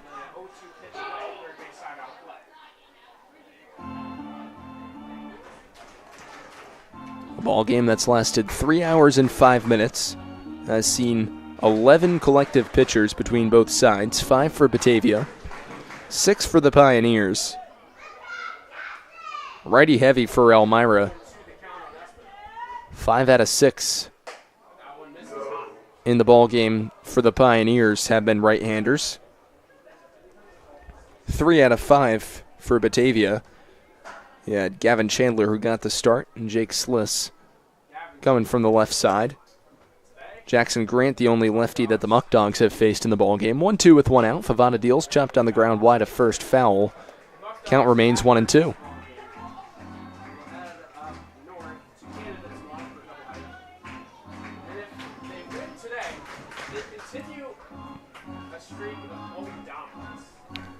So it's a 1-2 with 1 out. Espinal in the ball game.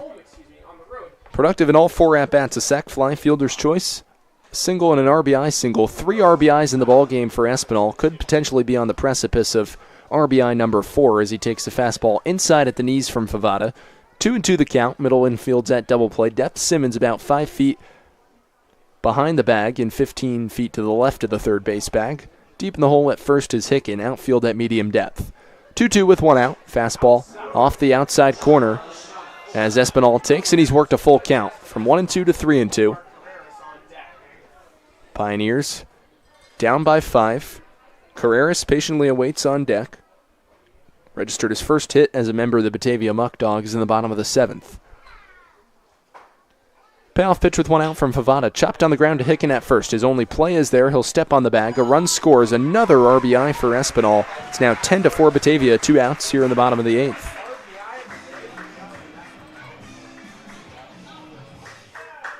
Each runner's advance up 90 feet as Batavia has poured it on offensively in the ball game. Now up by, if it wasn't an already comfortable margin, up by 6. 10-4 they lead.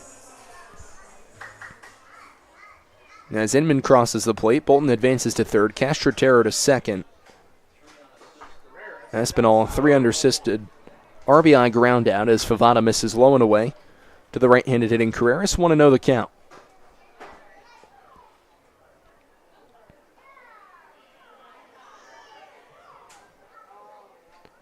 Ready and ready matchup. Favada kicks and fires a high fly ball deep to right field. Smith goes back on his horse in front of the warning track. A nice running grab to conclude the bottom of the 8th inning. But for the Muckdogs, they played a run on a hit, no errors, and 2 runners left on base. We'll take it to the 9th. Muckdogs lead 10-4 on the Pioneers Baseball Network.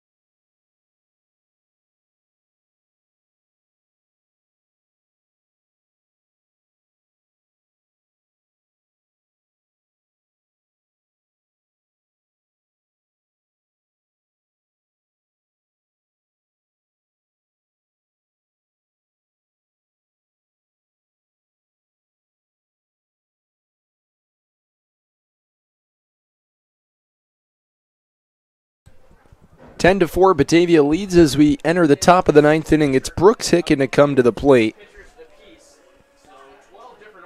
as a new pitcher's on. Jake Creighton, the right-hander. Hicken on the first offering lines the breaking ball foul down the right field line. Out of play, 0-1 the count.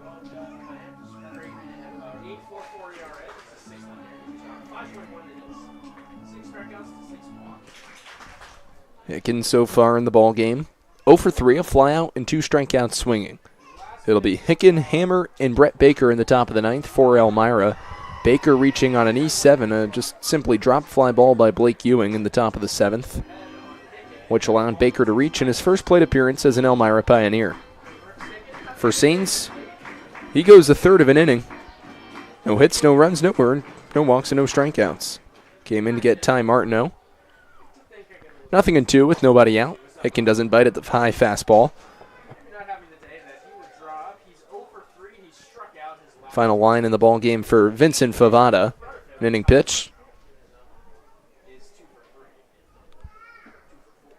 1 hit, 1 run, 1 earned, no walks, and no strikeouts. 1-2 to Hicken, and he lines it down the left field line. Will it stay fair? Yes, it will, for a base hit. It drops Hicken around first. He's making the turn towards second, and he'll get there with a stand-up double to lead off the top of the 9th inning. So Brooks with a sign of life for the Pioneers. A good piece the other way. And that'll bring up Brendan Hammer. 12th pitcher in the ball game being utilized by either side, as Creighton gives up a double to Hicken to lead off the top of the 9th, and here comes Brendan Hammer. Brendan 0 for 3 in the ball game, a line out to the shortstop Castrotero in the 2nd, a grounder to Castrotero in the 5th, and a ground ball to Bolton at first in the top of the 7th. Righty on righty matchup with Creighton working out of the stretch position.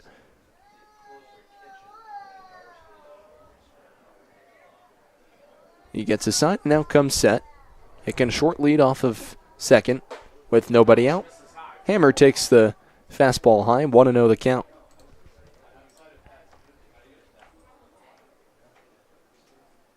For Jake Creighton, it's his 6th appearance on the season. 5 1/3 innings of work, 7 hits, 5 earned runs, 6 walks and 6 strikeouts. He's given up 4 extra base hits, pitching to a .304 batting average and an 8.44 ERA. Misses for the 2nd consecutive pitch, 2-0 the count to Brendan Hammer. Next offering, outside corner, belt high. Hammer takes for a called strike 1.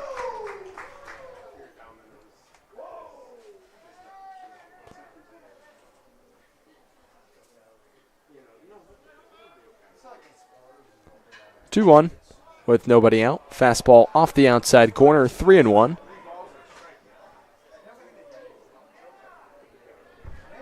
After Hammer, it'll be Brett Baker to come to the plate.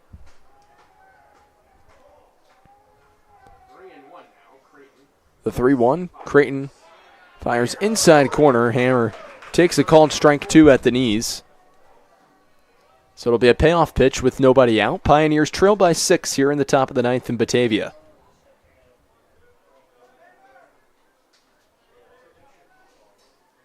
Creighton 2 stares at second, delivers inside corner, called strike 3. Hammer was frozen. He's down for out number 1.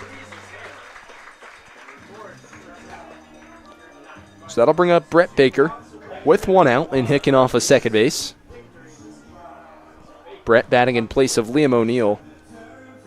O'Neill started the ball game with a strikeout looking in the 2nd and a ground out to Espinal at first, back when Justin Espinal was playing first prior to James Bolton taking over. That one kicks off of the catcher Romick to the backstop on a breaking ball, about a 59-footer in the dirt. That allows Brooks Hicken to advance up to third.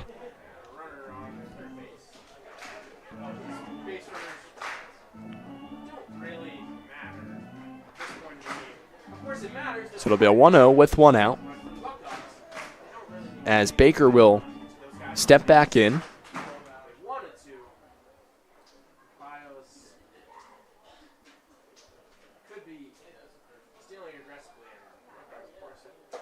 Fastball just off the outside corner, 2-0. At this point, Jay Creighton honed in on getting these final 2 outs. Now Line in the ballgame, it went Chandler, followed by Rising, Sliss, Branch, Sains, and now Creighton for the Muckdogs. For the Pioneers, it went Geisler, Nelson, Birch, the lefty Grant, Watts, and Vincent Favada. 6 pitchers across 8 innings for the Pios, 6 innings of work across 8 1/3 for Batavia. 2-1 with 1 out, righty on lefty matchup. Creighton to Baker. Fastball misses inside. Brett takes 3 balls and a strike. 4 runs on 4 hits and an error for the Pioneers. 10 runs on 9 hits and 4 errors for the Muckdogs. Quiet night for the Pioneer offense again. Baker lines it into right field for a base hit. So his first hit in a Pioneers uniform plates Brooks Hicken, and the Pios now make it 10-5 in the top of the 9th.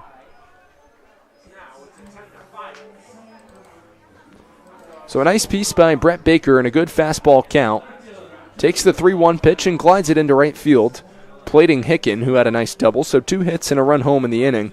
And the Pios draw a bit of closer blood. It's now 10-5. So here's Dylan Fadovich with Baker off of first and 1 out, top of the 9th inning. Fadovich lines the fastball back to the screen. 0-1 the count. Dylan in the ballgame has reached base in 2 of 3 plate appearances. He's 1 for 2, a single in the top of the 3rd, a strikeout swinging against Rising to open up the 6th. He walked in the top of the 8th and came around to score in what was the largest offensive inning of the game for Elmira. 3 runs against 2 different Muckdog pitchers in the 8th. It was Irwin's Branch and then Pablo Sains to close it out, final 3rd of an inning. Grabowski waits on deck. That's the top of the Pioneers' batting order. Should Fadovich get on, you could get some traffic, although you're still down 5 runs, but get a little slither of hope with the top of the order due up. 1-1 the count with 1 out. Kicking and firing a fastball high and away as Sains, 2-1.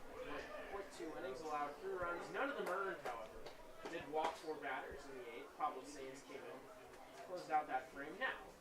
Jay Creighton on the mound. 2-1 count. The 10-hitter Batavia. 2-1 on the way. And taking the fastball high is Fadovich. 3-1 the count.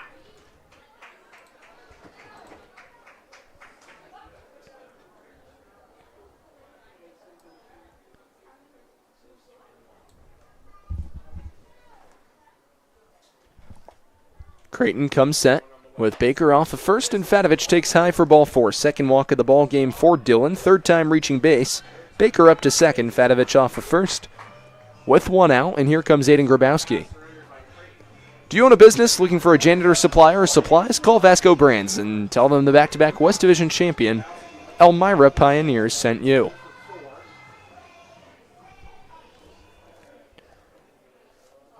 Grabowski, an unconventional 0 for 3 evening, reached on in E3 on the first baseman Bolton in the top of the 8th inning.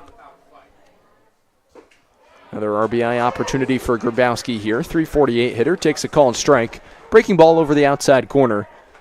0-1 the count. The Muckdog pitching has been off. It's been getting ahead in the count. Throwing the first pitch strike. When they fall behind in the count early, it's been a night. 0-1 to Grabowski, and he hits it on the ground to 3rd. Koppel is going to go to second, 1 on to first. Just in time to nab the hustling Grabowski, and the ball game is over. The play goes 5-4-3 as Elmira drops the ball game 10-5. So Grabowski an 0 for 4 night. Pioneers lose by 5 runs and move to 1-3 on the season versus the Muckdogs. So in the inning, 1 run on 2 hits, no errors, and 2 runners stranded on base. For Elmira, 5 runs on 5 hits and 1 error. 10 runs on 4 hits and 4 errors for the Muckdogs. The Pioneers, in the process, leave 11 on base, and Batavia, well, they leave 14 on base. But it's a moot point as they take home a victory to remain in 3rd place. Muckdogs are now 13-8. Elmira On a 4-game losing skid, they dropped to 11-9, now a game and a half back at third place, still slightly ahead of the Newark Pilots. Be sure to tune in to live coverage of Elmira Pioneers baseball tomorrow afternoon as your back-to-back West Division champion Elmira Pioneers get set to take on the Niagara Falls Americans for a 2 p.m. first pitch. Our live coverage begins with Pioneers pregame live at 1:25. For the Pioneers Baseball Network, I'm Farrell Hudson saying so long and good night from Batavia, New York. Once again, the final score from Dwyer Stadium, the Batavia Muckdogs 10, the Elmira Pioneers 5.